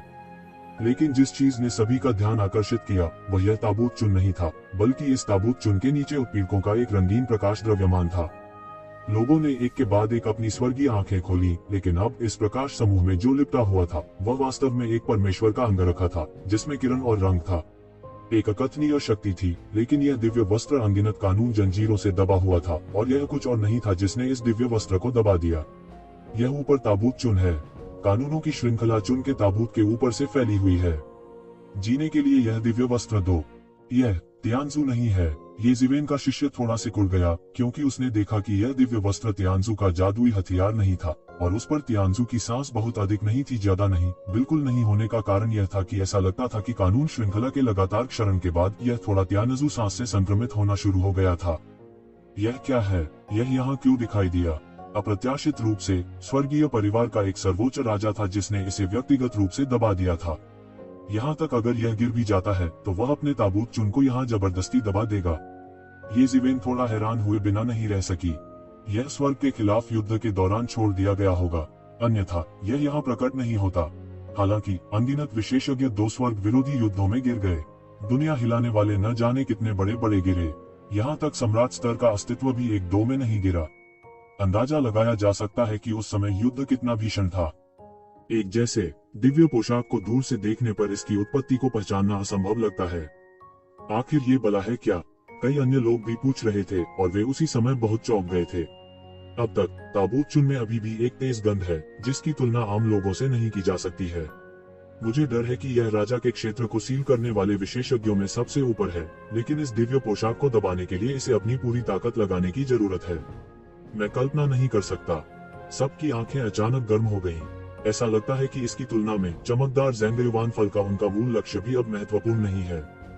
यह कहीं और था। 1 या 2 चमकदार ज़ेंगयुवान फल रखना आसान नहीं है, लेकिन यहाँ वास्तव में 99 बड़े हो गए हैं, एवेन्यू की चरम संख्या तक पहुंच गए हैं। यह बढ़ना जारी नहीं रहा। जो लोग 10 चमकीले ज़ेंगयुवान फल उगा सकते हैं, वे ही ऐसे काम हैं जो स्वर्गीय परिवार के विशेषज्ञ कर सकते हैं, जो राजा के क्षेत्र को सील करते हैं। इतने सारे चमकीले ज़ेंगयुवान फलों की तो बात ही छोड़ दें। यह अकल्पनीय है कि उस ताबूत चुन का मूल मालिक कितना मजबूत है। मुझे डर है कि वह पहले से ही शीर्ष राजा है, जिसकी तुलना बाहरी दुनिया के तथाकथित शीर्ष 10 राजाओं से की जा सकती है। ताबूत चुन का पैटर्न बाउहिनिया परिवार का प्रतीक प्रतीत होता है। क्या यह पहली पीढ़ी का बाहुनिया राजा है जो लंबे समय से गायब है? इस समय अधेड़ उम्र की खूबसूरत महिला ने अचानक कुछ सोचा और चिल्लाए बिना नहीं रह सकी। हाँ, यह बाउहिनिया परिवार का पैटर्न है। बाउहिनिया राजा। 9वें राजकुमार ने अचानक कहा और कहा, मैंने बाउहिनिया का राजा होने की उम्मीद नहीं की थी। उस समय वह सम्राट के अधीन सबसे मजबूत राजाओं में से एक के रूप में जाना जाता था, जिसकी तुलना 10,000 धर्म के राजा से की जा सकती थी। बाद में वह गायब हो गया। अप्रत्याशित रूप से वह यहाँ गिर गया। हाँ, बाउहिनिया परिवार के लोग हजारों सालों से अपने पूर्वजों की तलाश कर रहे हैं, लेकिन उन्हें खोजने का कोई तरीका नहीं है। अप्रत्याशित रूप से वे यहाँ पूरी तरह से अलग थलग हैं। सफेद कपड़ों वाला बूढ़ा कहने के अलावा और कुछ नहीं कर सका। फिर यह दिव्य वस्त्र क्या है? बाहुनिया राजा जैसे अजेय राजा को भी इसे दबाने के लिए अपने जीवन का उपयोग करना पड़ता है। अधेड़ उम्र की खूबसूरत महिला ने आश्चर्य से कहा। खासकर बाहुनिया राजा की पहचान जानने के बाद तो हर कोई और भी ज्यादा हॉट है। वे दिव्य वस्त्रों में अधिक रुचि रखते हैं जो बाहुनिया राजा को अपने जीवन से दबा सकते हैं। क्या यह समय का वस्त्र है? इस समय 9वें राजकुमार ने अचानक कहा। हमारे शाही अभिलेखों के अनुसार उस वर्ष बाहुनिया राजा के गायब होने का कारण उस वर्ष के समय के भगवान से संबंधित है। समय के भगवान? हर कोई हैरान रह गया, क्योंकि हालांकि समय के भगवान का नाम एक साधारण भगवान की तरह लगता है, इसमें कुछ भी अजीब नहीं है। वास्तव में हर कोई जिसने नाम के बारे में सुना है वह अच्छी तरह जानता है कि नाम का अर्थ क्या है, क्योंकि यह युगों युगों के अनेक सम्राटों में से एक है। जब स्वर्ग के खिलाफ दूसरा युद्ध सबसे तीव्र था तो सभी जातीय समूहों की मित्र सेना कदम दर कदम पीछे हट गई। जब वे खतरे में थे, समय के भगवान का जन्म हुआ, सभी तरह से बह गया और गिरावट को उलट दिया। समय का स्वामी मूल रूप से सिर्फ शीर्ष राजा था। उसके बाद उन्हें एक महान सम्राट बनने के लिए पूरी तरह से पदोन्नत किया गया। इस नए महान सम्राट का पीछा करने और उसे मारने के लिए त्यानजू ने हर संभव कोशिश की। इसने न केवल 2 महान सम्राटों को इसे व्यक्तिगत रूप से करने के लिए भेजा, बल्कि इसे व्यक्तिगत रूप से करने के लिए शीर्ष राजाओं का एक समूह भी लाया। लोग जो सोचते हैं उसके अनुसार किसी भी तरह के दुश्मन से निपटने के लिए इस तरह की लाइनअप पर्याप्त से अधिक होनी चाहिए। 2 बादशाह और किसी प्रकार के शत्रु को नहीं मिटाया जा सकता। हालांकि समय के प्रभु का सामना करते समय उसे एक बड़ी हानि उठानी पड़ी। समय के बल पर अधिकार करने वाले काल के देवता अत्यंत भयानक थे। भले ही सम्राट के हाथ में एक बड़ा नुकसान हुआ हो, अंतिम परिणाम यह था कि दोनों पक्षों को चोट लगी थी। समय का भगवान गिर गया और त्यानजू के 2 सम्राट एक ही समय में गिर गए।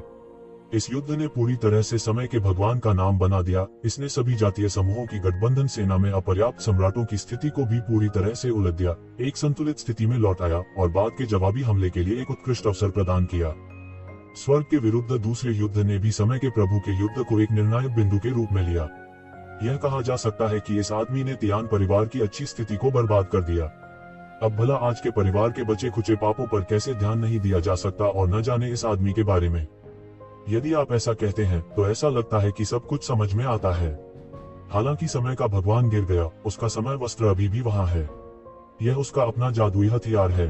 अगर यह उन विद्रोहियों के हाथों में पड़ता है तो मुझे डर है कि यह होगा महान आपदा का कारण बन गया। इसलिए बाहुनिया के राजा ने समय के वस्त्र को दबाने के लिए अपनी जान दे दी। जितना अधिक सफेद वस्त्र वाला बूढ़ा दिखता था, उसकी आंखें उतनी ही गर्म थीं। यद्यपि समय वस्त्र उनके स्वर्गीय परिवार का जादुई हथियार नहीं है, उनके स्वर्गीय पारिवारिक गौरव के लिए साधारण जादू के हथियार उन्हें इस तरह के विचार को आगे बढ़ाने के लिए पर्याप्त नहीं है। लेकिन यह एक बार एक सम्राट का जीवन जादू हथियार है। उसकी शक्ति को कम करके नहीं आंका जा सकता। जब तक वे समय प्रकाश वस्त्र प्राप्त कर सकते हैं, उनकी ताकत तुरंत उच्च स्तर पर सुधार की जा सकती है। 9वें राजकुमार का चेहरा भी कुरूप था। उन्होंने उम्मीद नहीं की थी कि यह दमनकारी का समय वस्त्र होगा, नहीं तो वह लोगों को कैसे आकर्षित कर पाता। भले ही उसे भारी नुकसान उठाना पड़े, वह समय को अकेले ही निगल जाएगा। समय के वस्त्र के साथ वह सीधे उन विशेषज्ञों के साथ प्रतिस्पर्धा कर सकता था जिन्होंने राजा के क्षेत्र को सील कर दिया और अजेय बने रहे। उस समय वह कई राजकुमारों के बीच तुरंत खड़ा हो सकेगा, लेकिन अब वह सभी के द्वारा दिखाया गया है और वह बहुत से विशेषज्ञों को साथ नहीं लाया। लोगों को मारने में बहुत देर हो चुकी थी। देवियों और सज्जनों, समय का वस्त्र समय के भगवान का है। अब समय का भगवान गिर गया है, लेकिन मुझे लगता है कि उसकी चीजें प्रेस्बिटेरियन काउंसिल को लौटा दी जानी चाहिए। इससे पहले मैंने उन्हें रखा था। तुम क्या सोचते हो? 9वें राजकुमार ने धीरे से कहा, लेकिन आतंक की गंध अचानक फूट पड़ी और खतरा बहुत मजबूत था। इस समय लोगों को लग रहा था कि 9वें राजकुमार का कौशल इतना गहरा था कि सफेद वस्त्र वाले बुजुर्गों की तुलना राक्षसों से की जा सकती थी, और 9वें राजकुमार का कौशल उनसे भी अधिक था। इसके अलावा तथाकथित मास्टर जो, जिन्होंने 9वें राजकुमार की बात मानी, भले ही वे अपने दिमाग को स्थानांतरित करना चाहते थे, उन्हें तौलना था कि क्या उनके पास यह ताकत है। केवल शाही परिवार ही इस चीज का मालिक है। यदि अन्य लोग इस समय के वस्त्र का विचार करना चाहते हैं तो वे अंत में मर जाएंगे। अधेड़ उम्र की खूबसूरत महिला यह समझना चाहती थी कि भले ही उन्हें अब टाइम रोब मिल जाए, लेकिन उनके पास टाइम रोब रखने की क्षमता नहीं है। हो सकता है कि कोई शीर्ष राजा ही समय की बागडोर रख सके। इनका क्या उपयोग है? मैं समय के वस्त्र के बारे में बहस नहीं कर सकता, लेकिन मुझे अधिक रंगीन ग्लास ज़ैंगेवान फल चाहिए। कोई बात नहीं। 9वें राजकुमार बहुत खुश हुए और कहा कि समय की तुलना में चमकीला ज़ैंगेवान फल देखने में पर्याप्त नहीं लग रहा था। ये ज़िवेन की आंखों में एक महीन रोशनी कौंध गई। जैसे ही वह कई लोगों को मारने जा रहा था, शून्य से एक तेज आवाज आई। मैंने कहा कि 9वां भाई क्या कर रहा था? मुझे समय की पोशाक मिल गई। भगवान मेरी मदद करते हैं। तीसरे राजकुमार ने यी लाओ की गिरावट देखी है। जाहिर है, ये ज़िवेन की तुलना में यी लाओ बिल्कुल भी विरोधी नहीं है। हालांकि स्थिति अजीब लगती है, राजा के राज्य का स्वामी ऋषि के राज्य का विरोधी नहीं है, लेकिन यह वास्तव में मामला है। शीर्ष बिंदु छोटा 3W कहते हैं। अन्य प्रतिभाओं को अंततः एहसास हुआ कि उन्होंने उसे मार डाला, यी लाओ के साथ उसके अच्छे संबंधों के कारण नहीं, बल्कि आत्म सुरक्षा के लिए। चले जाओ। ये ज़िवेन ने जमकर शराब पी। उनकी आवाज में विभिन्न कानून शामिल थे। एक बड़ा विस्फोट हुआ और तीसरे राजकुमार और अन्य लोगों द्वारा मारे गए ऋषि क्षेत्र को सीधे उड़ा दिया। उनके शरीर के सामने अनगिनत कानून फूट पड़े, यहाँ तक उन्हें यह भी महसूस हुआ कि दुनिया बिखर रही है और इसलिए दुनिया का अंत हो गया। ये ज़िवेन की तुलना में इन ऋषियों के दायरे और ये ज़िवेन के बीच ताकत का अंतर थोड़ा अधिक है। वह उन विशेषज्ञों पर भी ध्यान नहीं देता है जो राजा के राज्य की मुहर लगाते हैं। कुछ संतों के राज्य की तो बात ही छोड़ दें। खेती को पूरी तरह से मुक्त करने के बाद ये ज़िवेन का आतंक राजा के क्षेत्र को बंद करने से भी नहीं रोक सका। टकराना। यी लाओ को फिर से उड़ा दिया गया। पूरा व्यक्ति उल्का की तरह पीछे की ओर उड़ गया। मुंह भर खून बह निकला। आप कुछ आंतरिक अंगों को सुनहरे रक्त के साथ थूकते हुए भी देख सकते हैं। ये ज़िवेन बाहर निकली और सबसे पहले यी लाओ को मारने के लिए आगे बढ़ी। अचानक यी लाओ का शरीर अचानक तारों की रोशनी में फट गया। धधकती रोशनी लोगों को रात में तारों से जगमगाता हुआ रात का आकाश दिखाई देती है। एक पल में उसका परमेश्वर का राज्य मुक्त हो गया। यह एक अजेय तारों वाला आकाश था। पूरे तारों वाले आकाश के पीछे हमेशा अनगिनत तारे थे। ये सितारे एक के बाद एक हीरो की तरह थे। तब सभी तारे फट गए और तारों में बदल गए, वृद्ध शरीर में एक धार की तरह बह गए। वह सितारों और सितारों के मार्ग का अभ्यास करता है और ब्रह्मांडीय सितारों को अपनी शक्ति के रूप में लेता है। उनके चेहरे पर दर्द के भाव थे।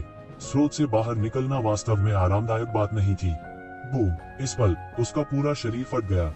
उसकी सांस अभी उससे कहीं ज्यादा मजबूत थी। भयंकर लड़ाई की भावना एक पल में भड़क उठी। वह ये ज़िवेन के वार से बच गया और एक वार से भी नहीं मारा गया। कोई फर्क नहीं पड़ता कि आप इस तरह की लड़ाकू प्रभावशीलता को प्राप्त करने के लिए क्या उपयोग करते हैं, यह बेकार है। मेरे लिए सब कुछ मर जाएगा। ओल्डी का चेहरा क्रूर था और उसके मुंह ने अंत में शब्दों का पाठ किया। ऐसा लग रहा था कि वह कुछ प्राचीन भयानक जीवों की बलि दे रहा है। उनकी युद्ध प्रभावशीलता चरम पर पहुंच गई, लेकिन चरम पर भी भयानक थी।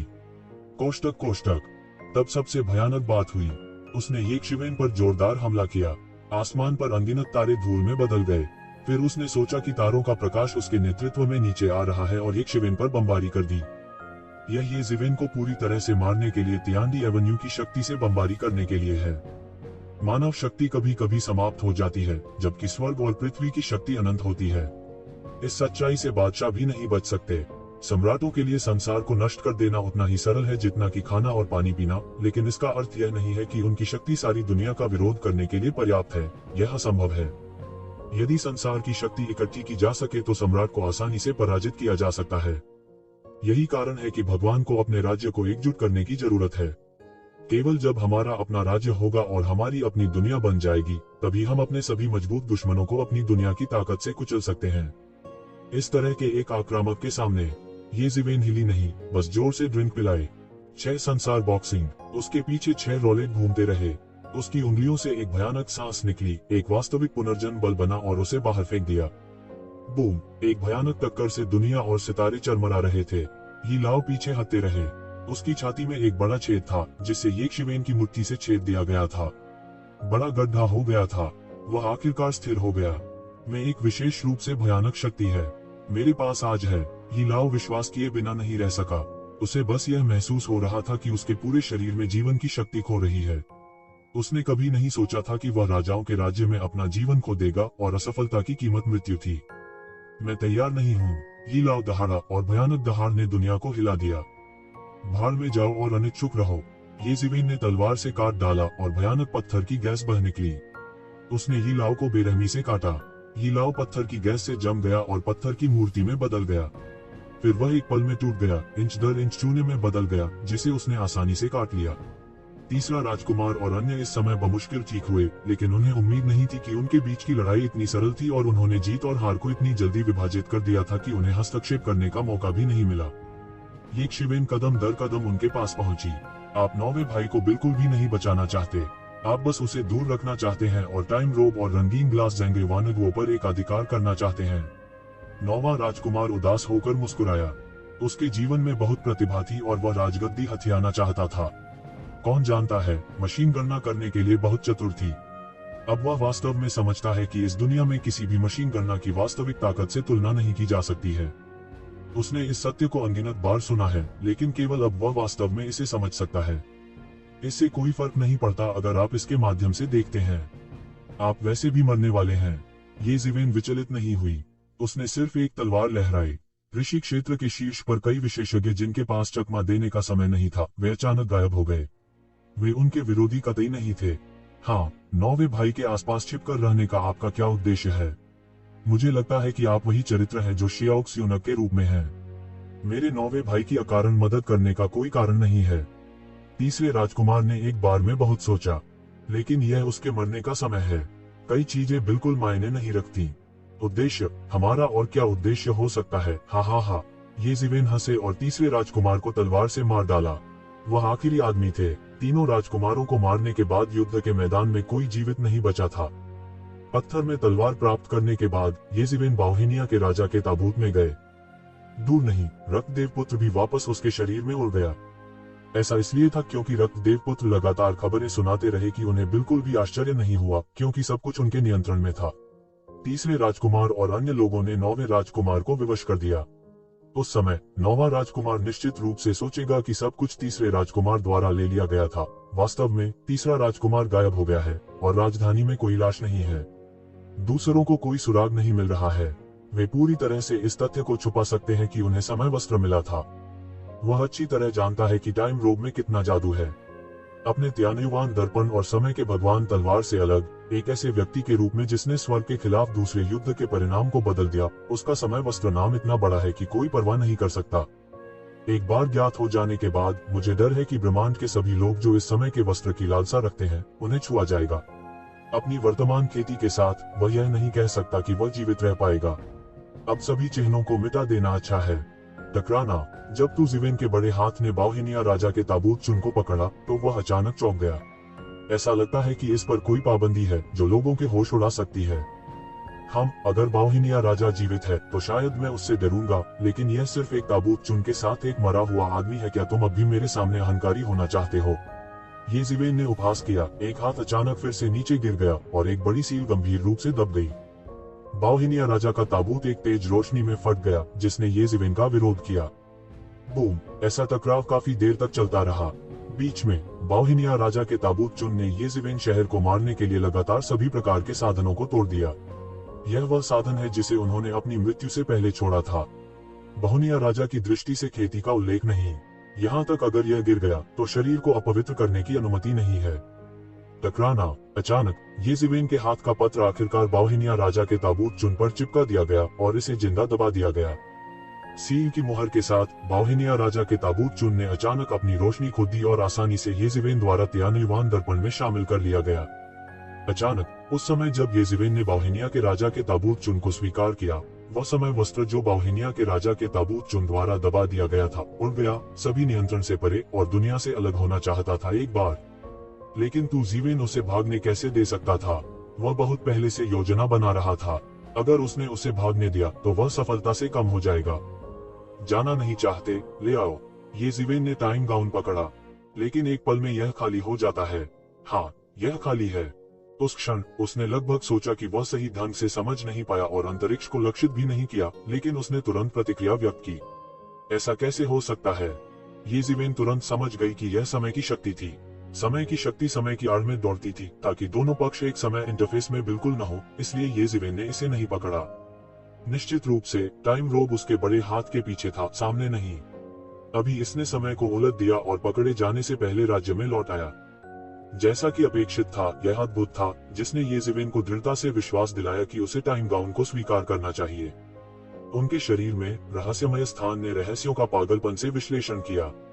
उसी समय तियानेवान मिरा और वानफारूले ने भी उड़ान भरी, क्रमशः समय और स्थान तय किया ताकि उसके पास बचने के लिए कोई जगह न हो। विशेष रूप से तियानेवान दर्पण ने सीधे समय की प्रकृति को तोड़ दिया और एक रक्त प्रकाश ने समय के वस्त्र को ठीक कर दिया ताकि समय के वस्त्र बच न सकें। फिर उसे येजिवेन द्वारा पकड़ा गया और एक मुहर के साथ सील कर दिया गया। हालांकि वह इसे सीधे तौर पर स्वीकार नहीं कर सकता था, फिर भी वह भागना चाहता था जब वह येजिवेन के हाथ में पहुंच गया। बाओहिनिया राजा के ताबूत चुन और समय बागे को स्वीकार करने के बाद तुजिवेन ने शांति से 99 चमकता हुआ ज़ेंगयुआन फल एकत्र किया और फिर मुड़कर यहाँ चले गए। येजिवेन ने 9 राजकुमारों को जाने दिया। स्वाभाविक रूप से वह अपना मूल्य खेलना जारी रखने की उम्मीद करता है, अन्यथा उसे सिर्फ 9 राजकुमारों को एक साथ मारने की जरूरत है। मूल रूप से उसे ऋषि लोक के शिखर तक पहुंचने में बहुत समय लगेगा। जमा करना भी जरूरी है। हालांकि इन चमकीले ज़ेंगयुआन फलों के साथ स्थिति पूरी तरह से अलग है। यहाँ तक जिस विशाल कौशल को पार करने की जरूरत है उसके लिए यह आगे जाने के लिए पर्याप्त है। एक टूटी हुई जगह में तुजिवेन ने सरनी की व्यवस्था करने के बाद वह बंद करना शुरू कर दिया। इस अंतहीन अराजक युद्ध क्षेत्र में इसके विपरीत कोई भी इस तरह के अंतरिक्ष मलबे में आकस्मिक रूप से नहीं टूटेगा, क्योंकि यह बहुत अस्थिर और खतरनाक है। उसके सिर के ऊपर तियानेवान दर्पण और वैनपेन उड़ गए और पूरे अंतरिक्ष में छा गए। पूरी सुरक्षा के बाद उन्होंने ऋषि लोक के शिखर को प्रभावित करना शुरू किया। वह पहले ही ऋषि लोक के बाद के चरम पर पहुंच चुका है और वह ऋषि लोक के शिखर से केवल एक कदम दूर है। उसने सीधे एक सांस में 10 चमकता हुआ ज़ेंगयुआन फल निगल लिया और उसके शरीर में भारी ऊर्जा डाली गई और विशाल कौशल में बदल गया, जिसे उसने अवशोषित कर लिया और कई सड़क के निशान उनमें मिश्रित हो गए, उसके द्वारा अवशोषित और रूपांतरित हो गए।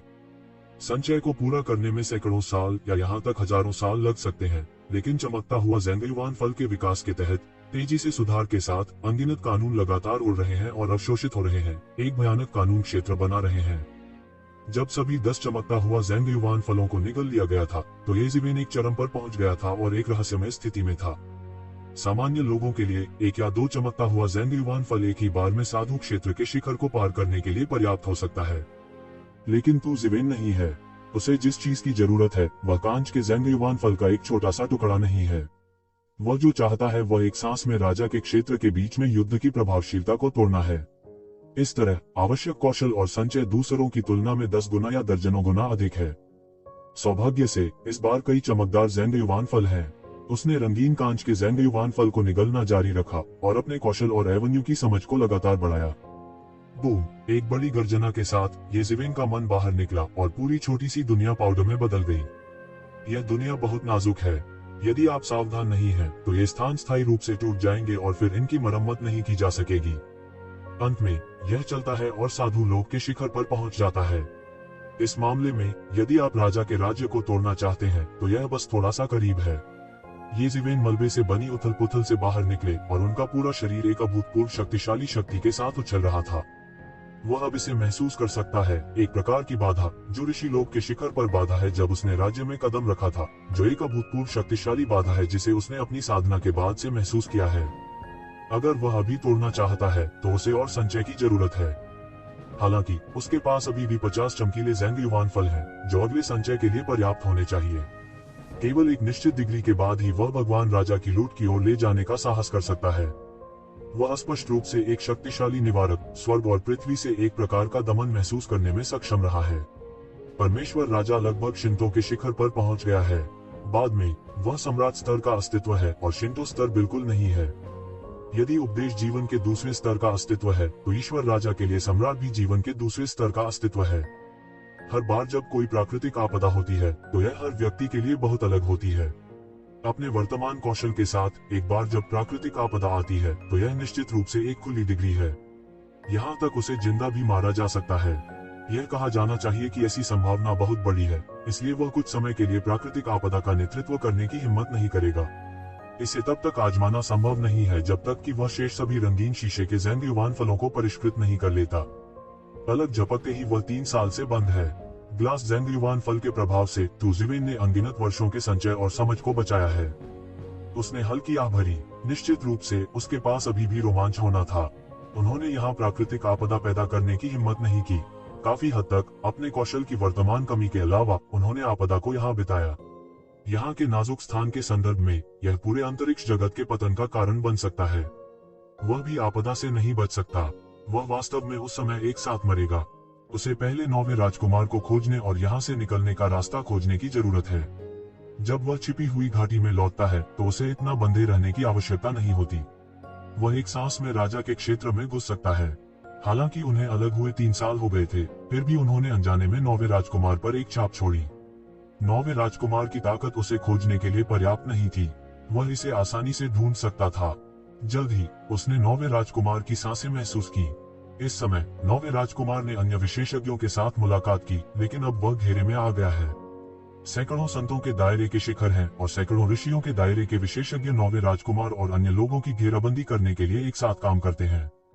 जब ये ज़िवेन पहुंचे तो 9वां राजकुमार अपने बंधन के अंत में था और उसे सहारा देने के लिए संघर्ष कर रहा था। जिन लोगों ने उसे घेर लिया वे सर्वनाश राजवंश के राजकुमार नहीं थे, बल्कि अन्य राजवंशों के राजकुमार थे। क्योंकि यद्यपि सर्वनाश राजवंश के राजकुमार एक दूसरे के साथ सामंजस्यपूर्ण नहीं थे, वास्तव में वे दूसरों पर छापा मारने के लिए हाथ नहीं मिलाएंगे, क्योंकि वे संदेह भी था और थे भी गणना किए जाने से डरते हैं। इसके विपरीत विभिन्न राजवंशों के राजकुमार सहयोग कर सकते हैं। तियान के बीच कोई सामंजस्य नहीं है। इसके विपरीत अभी भी लगातार हमले हो रहे हैं, लेकिन अपेक्षाकृत बोलते हुए वे बाहरी दबाव के तहत मुश्किल से बाहरी दुनिया के अनुरूप रह सकते हैं, जो सभी जातीय समूहों की गठबंधन सेना के समान है। लेकिन उन्हें गठबंधन सेना की तुलना में अधिक एकजुट होना चाहिए, सभी जातीय समूह, लेकिन बस इतना ही। इस समय 9वें राजकुमार के आसपास कम से कम लोग थे। ऐसा लग रहा था कि वह विरोधी बिल्कुल नहीं थे। सबकी घेराबंदी में उसे भी खतरा था। ये शिवेन ने देखा, जल्दी में नहीं। वह और 9वां राजकुमार स्वयं संबंधित नहीं थे, लेकिन वे सिर्फ एक दूसरे का लाभ उठाना चाहते थे। अंत में आखिरी समय में 9वां राजकुमार अपनी रस्सी के अंत में था। कई बलवान आदमियों के हमले के तहत वह पहले से ही लड़खड़ा रहा था और उसकी सारी शक्ति समाप्त हो चुकी थी। वे तियानजू विशेषज्ञ जिन्होंने उसे घेर लिया था मरे नहीं हैं। वे उसे दीवार फांदने के लिए मजबूर नहीं करना चाहते। इसके विपरीत वे उसे धीरे धीरे मरने के लिए विवश करना चाहते हैं। गर्जन। 9वां राजकुमार दहाड़ता रहा और जानवर की तरह फूट पड़ा। वह ऐसी जगह मरने और गिरने को तैयार नहीं था। उसने सिंहासन नहीं जीता था और स्वर्गीय परिवार को फिर से संसार में ले आया था। जब उसने लगभग हार मान ली थी, तभी अचानक दूर से एक जोर की चीख सुनाई दी और एक अद्भुत तलवार क्यूई बह गई, जिसने सीधे उसे घेरने वाले लोगों को काट दिया और मौके पर ही विस्फोट हो गया। उसने खून के रास्ते को मार डाला और फिर उसने एक आदमी को भगवान की तरह आते देखा। उसे घेरने वाले विशेषज्ञ चिल्लाए और मारे गए। तलवारबाजी की तकनीक बेहद क्रूर थी और वह बिल्कुल भी दयालु नहीं था। तलवार का विचार आकाश में उड़ गया और सारी दुनिया हिल गई। 9वें राजकुमार को घेरने वाले विशेषज्ञों को अंततः एहसास हुआ कि यह गलत था, लेकिन तब तक बहुत देर हो चुकी थी। वे बचना चाहते थे, लेकिन तलवार का अर्थ छाया की तरह था, सबको ढंग कर उन्हें पूरी तरह से मार डालना। केवल 1.25 घंटे तक विरोध करने के बाद ऋषि क्षेत्र से ऊपर के सैकड़ों स्वामी एक के बाद एक मारे गए। फिर यह खून से लथपथ हो गया और एक झंडे में समा गया।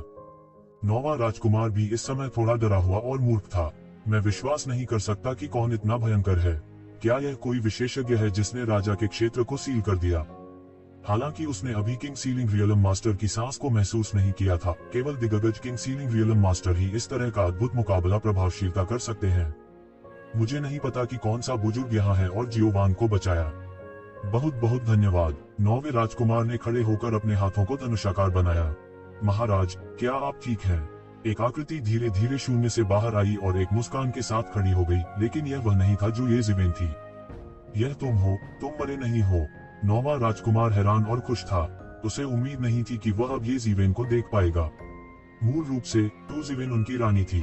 उसने सोचा कि वह इसे फिर कभी नहीं देख पाएगा, लेकिन वह ये ज़िवेन को दोबारा नहीं देखना चाहता था और ये ज़िवेन ने फिर से अपनी जान बचाई।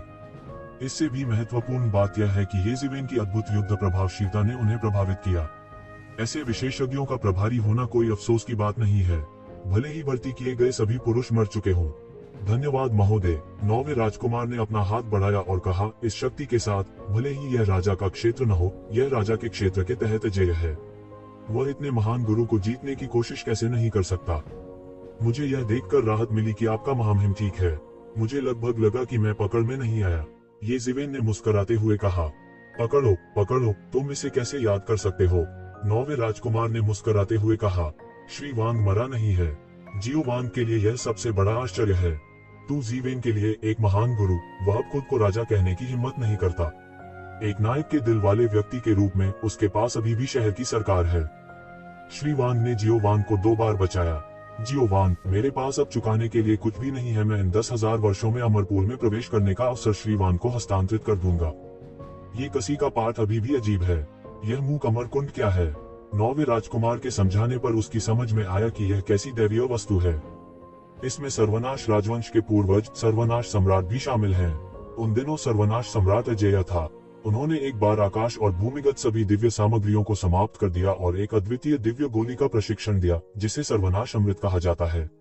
ऐसा कहा जाता है कि अगर वह इसे निगल लेता तो भी वह उसे बचा सकता था, भले ही केवल एक सांस बची हो। इसे दुनिया की कुछ दिव्य गोलियों में से एक कहा जा सकता है। R1152S। जब तेल समाप्त हो जाए और दीपक सूख जाए, तब भी अमृत को बचाया जा सकता है। यह सम्राट में भी एक महान भूमिका निभाता है। इसने उन वर्षों में सब कुछ खा लिया। बेशक सर्वनाश राजवंश में अब जो बंद है वह सभी विनाश अमृत नहीं है, लेकिन उस वर्ष में केवल थोड़ा सा टुकड़ा बचा है। फिर भी इस छोटे से टुकड़े ने एक नया सर्वनाश अमृत बना दिया है। यद्यपि इसकी तुलना उस वर्ष के प्रलय अमृत से नहीं की जा सकती, फिर भी यह एक दुर्लभ दिव्य अमृत है। यह दिव्य अमृत अब सर्वनाश राजवंश के निश्चित क्षेत्र में है। अमृत समय के साथ एक मूक अमरपूल बनाती है, जो सर्वनाश राजवंश में एक बहुत ही महत्वपूर्ण स्थान है। केवल वयस्क शाही परिवारों को समय समय पर कुछ समय के लिए अभ्यास करने की अनुमति है। अमर आत्मा को आत्मसात करने का अभ्यास एक दिन में हजारों मील कहा जा सकता है। यहाँ तक सर्वनाश राजवंश के राजकुमार को भी इस बार 10,000 वर्षों में अभ्यास में प्रवेश करने की अनुमति है। साधारण शाही परिवार को भी इस बार अपने जीवन में अभ्यास में प्रवेश करने की अनुमति है। जो लोग शाही परिवार नहीं है, उन्हें उनमें अभ्यास करने की अनुमति केवल तभी दी जा सकती है जब उन्होंने बड़ी उपलब्धियां हासिल की हो। 9वें राजकुमार की राय में येज़िवेन ने स्वाभाविक रूप से बड़ी उपलब्धियां हासिल की हैं। हालांकि यह 1,00,000 साल में एक बार दुर्लभ अवसर है। यह इतने महान गुरु पर जीत की तुलना में कुछ भी नहीं है। यह बेहतर होगा यदि वान येज़िवेन एक ही सांस में राज्य में आ जाए। अब वह पूरी तरह से येज़िवेन को अपना विश्वास पात्र मानता है। उसकी ताकत जितनी मजबूत होगी, उसे उतने ही अधिक लाभ मिल सकते हैं। जैसा कि 9वें राजकुमार ने येज़िवेन को जीवित रहने के लिए क्यों कहा, येज़िवेन ने सिर्फ इतना कहा कि उसने उसके बाद भागने की पूरी कोशिश की और फिर वह वापस भाग गया। 9वें राजकुमार को इसमें कोई संदेह नहीं है। आखिरकार उस मामले में वह राजा के क्षेत्र को सील करने वाले विशेषज्ञों के खिलाफ रहने को तैयार है, जो सामान्य वफादारी नहीं कर सकती। हालांकि उन्होंने कभी उम्मीद नहीं की थी कि येज़िवेन बच नहीं पाएंगे, लेकिन तीनों राजकुमारों और उनकी पार्टी को मार डाला। गिरे और मारे जाने के बाद 9वें राजकुमार का यहाँ रहने का कोई इरादा नहीं है। इसके अलावा उनके पूर्वजों के विश्राम स्थल के खुलने का समय लगभग समाप्त हो गया है। यह वापस जाने का समय है। 12मासी उद्घाटन का सामना करने के लिए यह बहुत नाजुक है। 9वें राजकुमार के निवास पर लौटने के बाद 9वें राजकुमार की खबर का इंतजार करने से पहले येज़िवेन ने 3 महीने तक इंतजार किया। इस दौरान नवा राजकुमार संबंधों में खटास डाल रहा था। आखिरकार केवल शाही परिवार और मेधावी अधिकारियों को ही प्रवेश करने का अवसर मिल सकता था। यद्यपि येज़िवेन ने 9वें राजकुमार को बचाया, यह केवल 9वें राजकुमार का दाता था, जो पूरे सर्वनाश राजवंश के लिए कुछ भी नहीं था। अगर 9वां राजकुमार अपना मौका छोड़ने को तैयार नहीं था, तो येज़िवेन के पास ऐसा मौका बिल्कुल नहीं होगा। इस समय में जाने के बाद तुम अभ्यास करने की पूरी कोशिश करोगे। मैं बाहर तुम्हारा इंतजार करूंगा। 9वां राजकुमार हंसा। इस बार उन्होंने जिन विशेषज्ञों को आकर्षित किया, उनमें और भी स्वामी होंगे जो राजा के क्षेत्र को सील कर देंगे। वह अपनी स्थिति को लेकर बहुत स्पष्ट थे और आगे नहीं जा सकते थे। अन्यथा वह वहां कई बार गया था और राज्य को तोड़ने में विफल रहा था। अमर हत्या पूल में अमर क्यूई की खेती और अवशोषण एक दिन में हजारों मील हो सकता है, लेकिन यह कौशल की समस्या को संदर्भित करता है। अब वह खेती के अर्जन दौर में पहुंच गया है, लेकिन राजा के क्षेत्र को सील करने के कई तरीकों की उसकी समझ बहुत सीमित है। उसने महसूस किया कि वह अभी तक उस बिंदु तक नहीं पहुंचा था जहां वह प्राकृतिक आपदा को आकर्षित करना चाहता था। अगर उसने किया तो उसे डर था कि वह बर्बाद हो जाएगा। इसलिए उन्होंने हमेशा अपनी खेती को दबा दिया और इसे बहुत अधिक उजागर करने का साहस नहीं किया, ताकि प्राकृतिक आपदा का ध्यान आकर्षित न हो। उसका कुंग-फू पहले ही अपने चरम पर पहुंच चुका है। आगे कोई संभावना नहीं है। येज़िवेन को लोगों का दिल जीतने का मौका देना बेहतर है। इस बार उसने उस स्थान पर बहुत कुछ खोया जहां उसके पूर्वज सोते थे। उसे कुछ भी अच्छा नहीं लगा। उसने अपने भर्ती किए गए सभी लोगों को खो दिया। हालांकि उनमें से कई को अस्थायी रूप से भर्ती किया गया था, वे सभी उसके क्षेत्र और उसकी संभावित ताकत के शक्तिशाली बल थे। उसे घेर लिया गया और एक ही बार में मार दिया गया। यह कहा जा सकता है कि शौचालय में कोई दूसरा व्यक्ति रो सकता है और बेहोश हो सकता है, इसलिए वह केवल खुश हो सकता है और फिर से जीत सकता है, और येज़िवेन सर्वोच्च प्राथमिकता है। यदि आप सिंहासन के लिए प्रतिस्पर्धा करना चाहते हैं जब तक कि आपकी ताकत प्राचीन और आधुनिक स्तर तक नहीं पहुंचती है, तो आपके पास मदद करने के लिए आपके अधीनस्थ होने चाहिए, लेकिन वह नहीं जानता है कि ये जिवेन के पास स्वयं गुप्त उद्देश्य है। 3 महीनों में, हालांकि अन्य अभी भी 9वें राजकुमार के निवास में थे, रक्त देवपुत्र पहले ही चुपचाप निकल गया था।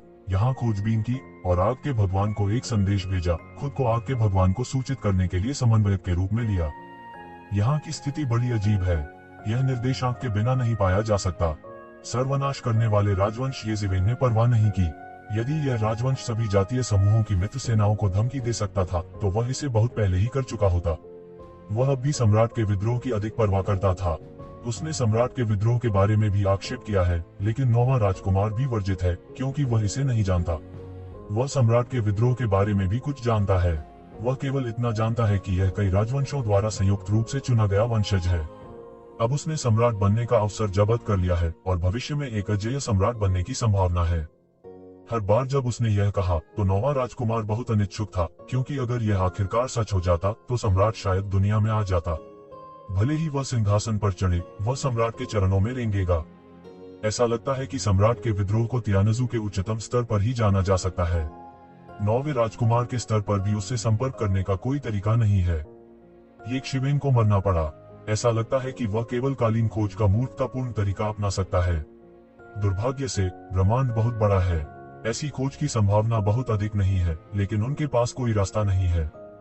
धन्यवाद महामहिम। ये जिवेन ने अपना हाथ झुकाया और कहा। 9वें राजकुमार के नेतृत्व में जिवेन ने सीधे सर्वनाश राजवंश के शाही शहर में प्रवेश किया। 9वें राजकुमार के क्षेत्र की तुलना में सर्वनाश का शाही शहर निस्संदेह अधिक समृद्ध और जीवंत है, और इसमें अलग अलग उपविमान और छोटे स्थान हैं। इसमें कई गुरु बैठे हैं और इंपीरियल सिटी की गहराई में एक शक्तिशाली धर्म व्यू है, जो ये जिवेन की दृष्टि को काट देता है। जिमिक्सियन पूल सर्वनाश इंपीरियल सिटी में है, लेकिन यह आम लोगों के लिए बोधगम्य नहीं है। यहाँ तक कि जिवेन ने केवल स्पष्ट रूप से महसूस किया कि एक शक्तिशाली और अतुलनीय बल इंपीरियल सिटी में एक विशालकाय अजगर की तरह सुप्त था, जो किसी भी समय आकाश में चढ़ सकता था। इंपीरियल सिटी के सबसे गहरे हिस्से में एक शाही पोशाक में एक आदमी आमने सामने आया। उसके चेहरे पर थोड़ी ठंडक और गर्व था। भाई साहब, क्या तुम भी यहाँ हो? 9वें राजकुमार ने अपना मुंह खोला और कहा कि यह आदमी कोई और नहीं बल्कि सर्वनाश राजवंश का 7वां राजकुमार था। 7 राजकुमारों के पीछे चीनी पोशाक में एक अधेड़ उम्र का आदमी था। जिन्युवान इंतजार कर रहा है। 9वें राजकुमार की आंखें थोड़ी संकुचित हो गईं और उसकी आंखों में भयंकर चमक आ गई। यह हाल ही में सर्वनाश राजवंश में एक प्रसिद्ध सेनापति है। उनके आधिकारिक मार्किस के कारण बहुत से लोग उन्हें पसंद कर रहे हैं। वह भी कोई अपवाद नहीं है। अप्रत्याशित रूप से वह वास्तव में यहाँ दिखाई दिया। तब परिणाम बहुत स्पष्ट होता है। उसे 7वें राजकुमार ने जीत लिया है। गुंजन, यह सोचकर 9वें राजकुमार की अब कुछ भी कहने में रुचि नहीं रही। उन्होंने सीधे एक शिवेन के साथ ट्रांसमिशन व्यू में कदम रखा। 7वें राजकुमार ने सिर्फ 9वें राजकुमार की आकृति को देखा, उपहास किया और फिर कहा, अंदर जाने के बाद तुम उस आदमी को खोजने और उसे मारने का एक तरीका ढूंढते हो। चूंकि लाओ जियू उसे अंदर लाया है, यह उसका विश्वास पात्र होना चाहिए। चूंकि वह लाओ जियू का विश्वास पात्र है, आप उसे जीने नहीं दे सकते, समझे? मैं देख रहा हूँ, मैं इसका ध्यान रखूंगा। शिन्युवान हो ने धीरे से कहा कि चूंकि उसने 7वें राजकुमार की शरण ली है, इसलिए उसे उसके लिए योजना बनानी चाहिए। बाकी सब अपने आप दुश्मन हो गए हैं। ट्रांसमिशन अरे में कदम रखने के बाद उसके सामने जिमिक्सियन पूल दिखाई दिया। विलुप्त होने की बढ़ती ताकत एक पल में बह गई और उस पर भड़क उठी। तथाकथित सर्वनाश की शक्ति मृत्यु की शक्ति है, लेकिन यह अजीब है। यह जीवन शक्ति भी लाता है। ये जिवेन ने लंबे समय से मृत्यु में जीवन का यह दृश्य नहीं देखा है। वह इस रहस्यमय भावना को एक गोली में परिशोधित कर सकता है। सर्वनाश वास्तव में महान था। बस यहाँ रहो और अभ्यास करो। तुम्हारे पास 10 साल है और फिर मैं तुम्हें फिर से लेने आऊंगा। 9वें राजकुमार ने मुस्कुराते हुए कहा। ये जिवेन ने सिर हिलाया। भले ही वह यहाँ केवल 10 वर्षों तक ही अभ्यास कर सके, यह उसकी साधना को आगे बढ़ाने के लिए पर्याप्त होगा। यह सोचकर बिना किसी हिचकिचाहट के वह अमर कुंड में चला गया। एक पल में अनगिनत अमर आत्माएं उसके शरीर में घुस गईं और लगातार उसके मांस को धोती रहीं। उसके शरीर की वे कोशिकाएं जो जीवित थीं और कभी नष्ट नहीं होंगी, खामोश हो गईं और पूरी तरह से मुरझा गईं और फिर उनकी अपनी पुनर्प्राप्ति शक्ति द्वारा ठीक हो गईं। अतीत में जो निरंतर है वह जीवन और मृत्यु की शक्ति का निरंतर उलझाव और क्षरण है। सामान्य देवता भी इसे सहन नहीं कर सकते, क्योंकि देवताओं की अमरता उनकी अमरता के कारण नहीं है, बल्कि उनकी मजबूत लचीलापन है, जो गिरावट की दर को पार कर जाती है। लेकिन ये शांत करने वाली ताकतें देवताओं की गिरावट की दर को चरम पर पहुंचा सकती हैं। इसे सामान्य लोग कैसे सहन कर सकते हैं? जब तक आप भगवान के ऊपर एक विशेषज्ञ नहीं है, यह लगभग समान है। 10 साल बहुत छोटा और कीमती था। उसने इसे बर्बाद नहीं किया। वह तुरंत अमर क्यूई के बीच में बैठ गया और अमर क्यूई को पागलपन से अवशोषित कर लिया। उसके पास केवल 10 वर्ष या उससे भी कम समय है। अब अग्नि के देवता को खबर मिलनी चाहिए थी और यहाँ तक अभियान और दमन सेना को भी रास्ते में होना चाहिए था। उसे जल्दी करना चाहिए और उस समय अराजकता की लहर को मारना चाहिए। और जब उसने अपने पूरे मन से उसमें खुद को झोंक दिया, अचानक एक हवाई ड्रैगन ने सब कुछ तोड़ दिया, उसके सामने दौड़ा और उस पर दहाड़ा। येज़िवेन ने अचानक अपनी आंखें खोली और एक पे पी लिया। मर जाओ। R1152 S। तू ज़िवेन ने अचानक अपनी आंखें खोली और एक पे में फंस गया। मर जाओ। उसके सिर के ऊपर एक रक्त प्रकाश उसे अवरुद्ध करने के लिए एक क्रिस्टल की दीवार से टकराया। टकराना, इस भयानक हमले को खूनी रोशनी की दीवार ने पूरी तरह से रोक दिया था। येज़िवेन ने एक लंबी गर्जना की जिसने सभी पक्षों को झकझोर दिया और अमर क्यूई को सीधे उड़ा दिया, एक आकृति प्रकट करते हुए जो कि शिन्युवानहो थी, जो पहले 7वें राजकुमार का पीछा कर चुकी थी। शिन्युवानहो का चेहरा अभी भी थोड़ा अविश्वसनीय है। ऐसा लगता है कि वह अभी भी विश्वास नहीं कर सकता कि उसके हमले का इतनी आसानी से विरोध किया गया। जब उसने येज़िवेन की स्थिति को अमर क्यूई की चुप्पी में बंद कर दिया तो उसने उसे मारने और एक सांस में मारने की योजना बनाई। अप्रत्याशित रूप से येज़िवेन को बिल्कुल भी चोट नहीं लगी थी। अमरकुंड को मारने के लिए आने के लिए न केवल महान उपलब्धियां हासिल करना संभव है, बल्कि यह भी महत्वपूर्ण है कि साधना ऋषि क्षेत्र के शिखर पर पहुंच गई है। कुंजी एक सांस में राजा के दायरे में भाग लेने के लिए अमरपुल को मारने के लिए उपयोग करना है, अन्यथा ऐसे मूल्यवान संसाधन आम लोगों पर बर्बाद हो जाएंगे। उन्हें विश्वास था कि यद्यपि वे समान स्तर पर अजेय नहीं थे, फिर भी चुपके से हमले के मामले में वे पर्याप्त रूप से सफल रहे, या कम से कम काफी कठिन थे। मूक अमरकुंड में सब कुछ ढक दिया गया था और निपटाया गया था। कोई नहीं जानता था कि यह अपने आप किया गया था। इस तरह की बात नहीं होती। एक पुस्तक उपन्यास पढ़ना 1 या 2 बार। जब तक कोई सबूत नहीं है तब तक 7वां राजकुमार खुद को रख सकता है। लेकिन जाहिर है यह आदमी एक साधारण सन से कहीं अधिक है। येज़िवेन का शरीर शक्तिशाली शक्ति से भरा है और उसका पूरा शरीर एक किरण की तरह है, स्वर्ग के एक शक्तिशाली सम्राट की तरह सभी दिशाओं को पार कर रहा है और सभी युगों को दबा रहा है। वह पीछे हटता रहा और काफी दूर पीछे हटना चाहता था। वह वास्तव में निश्चित नहीं था कि वह इस स्थिति में दूसरे पक्ष को मार सकता है। मुझे बाद में केवल एक दूसरे को साफ करने का मौका मिल सकता है। हालांकि तू ज़िवेन ने उसे कैसे भागने दिया? वह तुरंत बाहर निकल गया। सारा नीरव अमर सरोवर हिलता हुआ प्रतीत हो रहा था। उसके हाथ में लंबी तलवार उसके म्यान से निकली और पत्थर की गैस सूर्य देवता की तरह एक तेज रोशनी में फट गई। धत्तेरी की, उन्होंने दूसरे पक्ष के आतंकवादी हमले का विरोध करने के लिए कड़ा संघर्ष किया। बूम! एक ही झटके में येज़िवेन ने अपना बचाव तोड़ दिया और पूरे आदमी को येज़िवेन ने तलवार से काट डाला। एक पल में वह पीछे की ओर उड़ गया और एक और सुनहरा खून निकला। उसकी आंखें अविश्वसनीय हैं। ऐसा लगता है कि वह अब भी इस पर विश्वास नहीं कर सकता है। उसने इनाम को इस बिंदु पर क्यों मजबूर किया? वे ऋषि लोक के भी शिखर हैं। उनके बीच का फासला इतना बड़ा हो सकता है। टकराना, येज़िवेन ने एक और तलवार काट दी और तलवार एक कानून में बदल गई जो सीधे शिन्युवानहो पर आ गई। शिन्युवानहो को फिर से बाहर निकाला गया, लेकिन येज़िवेन ने उसे नहीं छोड़ा और सीधे उसका पीछा किया। बहुत दूर मत जाओ, उसने जोर से दहाड़ मारी। बहुत ज्यादा, आप इसके लायक हैं। येज़िवेन में उन लोगों के लिए थोड़ी सी भी कोमलता और सहानुभूति नहीं होगी जो उसे परेशान करने आते हैं। यदि उसे अमर सरोवर के ढहने की चिंता न होती तो वह अपना भरसक प्रयत्न करता। ओह, आखिरकार येज़िवेन ने शिन्युवानहो को तलवार से काट डाला और उसका शरीर तुरंत टूट गया। उसकी हड्डी और खून एक रक्त अजगर में बदल गया और दानव ध्वज द्वारा निगल लिया गया। लेकिन यह सिर्फ एक साधारण साधु है। येज़िवेन के सामने ये सिर्फ कुछ तिलचीटियां हैं। वे ऋषि लोक के भी शिखर हैं।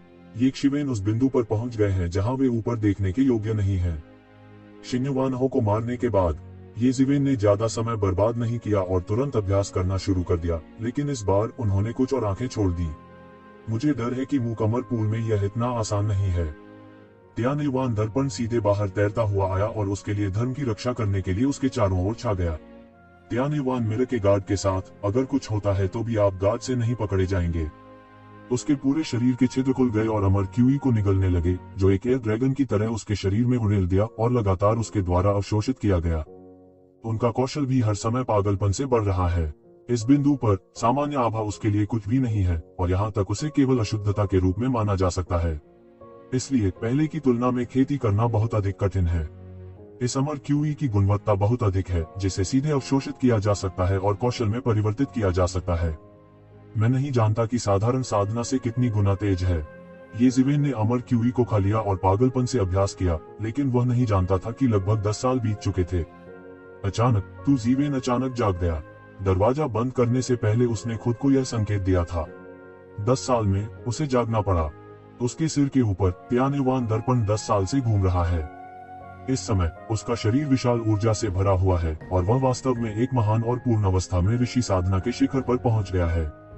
पूरे 10 वर्षों के लिए विलुप्त होने की भावना से प्रेरित यह लगभग हजारों वर्षों के बाहर की खेती के समय के बराबर था, जिससे उनकी अनगिनत मेहनत बच गई। ये जिवेन का दिमाग हिल गया। अमर क्यूई का उपयोग करना इतना आसान है, प्रसिद्ध अमर अमृत की तो बात ही छोड़ दें। हालांकि यह केवल अमर अमृत का एक अंश है, अंतिम विश्लेषण में यह सर्वोच्च दिव्य औषधि भी है। यदि आप इसे राजा के राज्य में भी निगल सकते हैं तो यह केवल समय की बात है।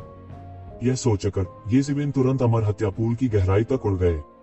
10 साल पहले की तुलना में अमर हत्या गैस निस्संदेह बहुत हल्की थी।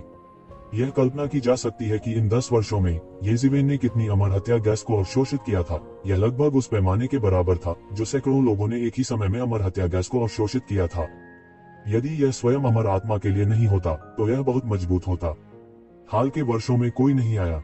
मुझे डर है कि यह वास्तव में सर्वनाश राजवंश के उच्च स्तर को परेशान करेगा। उसने अपनी मुक्ति की आंखें खोली और परी पूल की गहराई में मर गया। एक विशेष स्थान में एक परी की गोली उस विशेष स्थान से बचने के लिए संघर्ष करती रही, लेकिन अंतरिक्ष द्वारा उसे मजबूती से बंद कर दिया गया। उसे बंद करने के लिए अनगिनत कानून जंजीरों में बदल गए और उसका शरीर लगातार अमर आत्मा का उत्सर्जन करता है, जो पूरे अमर कुंड की अमर आत्मा का स्रोत है। यह विलुप्त होने का अमृत है। ये जिवेन ने पास आने की कोशिश की, लेकिन जैसे ही उसने पास आने की कोशिश की, उसने पाया कि एक दिव्य विचार बह रहा है, जैसे कि यह एक चेतावनी हो। यह दिव्य विचार अत्यंत शक्तिशाली है। मुझे डर है कि यह पहले से ही राजा के क्षेत्र के बाद के चरण का विशेषज्ञ है। ये जिवेन ने अचानक महसूस किया कि कोई आश्चर्य नहीं कि सर्वनाश राजवंश ने लोगों को अंदर जाने की हिम्मत दी। यह पता चला है कि अभी भी ऐसे स्वामी प्रभारी हैं। अन्यथा यदि उस समय अमृत छीन लिया जाता है तो मुझे डर है कि यह दुनिया को हिलाकर रख देगा। ये जिवेन थोड़ा उदास है और विचार कर रहा है कि क्या इसे तोड़ दिया जाए। हालांकि दूसरे पक्ष के पास राजा के क्षेत्र के बाद के चरण में एक विशेषज्ञ है। अगर वह टूट जाता है तो उसके पास अमृत को दूर करने का कोई मौका नहीं होगा। हालांकि इस समय अचानक स्वर्ग और पृथ्वी में एक हिंसक कंपन हुआ। एक पल में आकाश में एक बड़ी दरार खुल गई और उसमें से मार काट की अंतहीन चीखें निकली। किसी ने सर्वनाश शहर पर हमला किया है।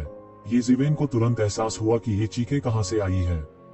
इसमें कोई संदेह नहीं है कि सभी जातीय समूहों की मित्र सेना ने आखिरकार मार डाला है। हालांकि अन्य राजवंश भी संभव है, लेकिन सभी जातीय समूहों की मित्र देशों की सेना के दबाव में उनके लिए इस तरह के आंतरिक संघर्ष का होना बहुत छोटा है। इस बात की केवल एक ही संभावना है कि सभी जातीय समूहों की मित्र सेनाओं ने इसे अपने पीछे छोड़े गए निर्देशांक के अनुसार पाया है।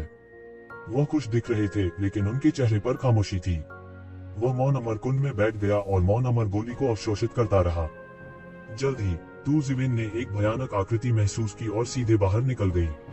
ऐसा लगता है कि राजा के क्षेत्र के बाद के चरण में मास्टर जो यहाँ बैठे हैं वे मदद करने के लिए बाहर जाने के अलावा और कुछ नहीं कर सकते। यह तियान परिवार का एक शक्तिशाली राजवंश है। यदि सभी जातीय समूहों की मित्र सेनाएं नहीं आती हैं, तो मुझे डर है कि अनगिनत विशेषज्ञ उसके पास आ जाएंगे। अगर वह मदद के लिए बाहर नहीं जाना चाहता तो यह असंभव है। और यह ये जिवेन का अवसर है। ये जिवेन तुरंत तैरने वाले ड्रैगन की तरह सीधे चले गए और अमृत के स्थानीय स्थान में सीधे पहुंचे। उसने अपना बड़ा हाथ पकड़ लिया और अमृत को पकड़ना चाहा, लेकिन वह एक पल में उछलकर बाहर आ गया।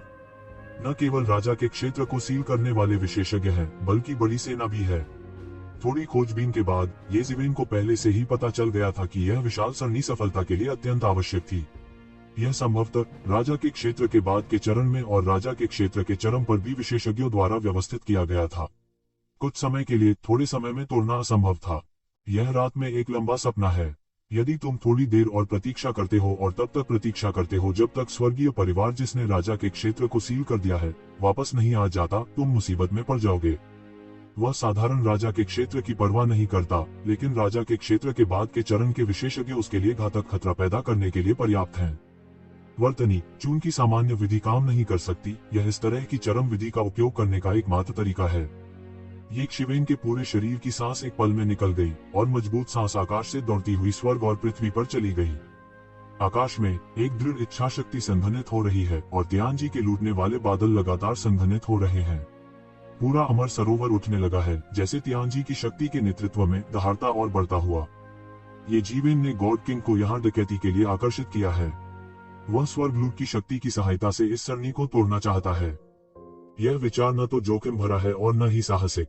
आप इसे एक साथ कर सकते हैं, चाहे आप डकैती को मौके पर ही पार कर लें या अमृत ले जाएं। हुआ लाला, एक क्षण के लिए आकाश और पृथ्वी बिजली के समुद्र में थे। इन गड़गड़ाहट की शक्ति ने शाश्वत अमर क्यूई को भी नष्ट कर दिया, सीधे पूरे अमरपूल को नष्ट कर दिया और अनगिनत अमरपूल फैल गए। पूरा अंतरिक्ष हिंसक रूप से हिल रहा है और पूरी दुनिया प्राकृतिक आपदा की शक्ति से कांप रही है, जो दुनिया को नष्ट कर सकती है। टकराना। अनगिनत गड़गड़ाहट वाले लुटेरों ने येजिवेन पर भयानक शक्ति से बमबारी की, सीधे एक भयानक ऊर्जा तूफान की स्थापना की और सब कुछ नष्ट कर दिया। करने के लिए जारी।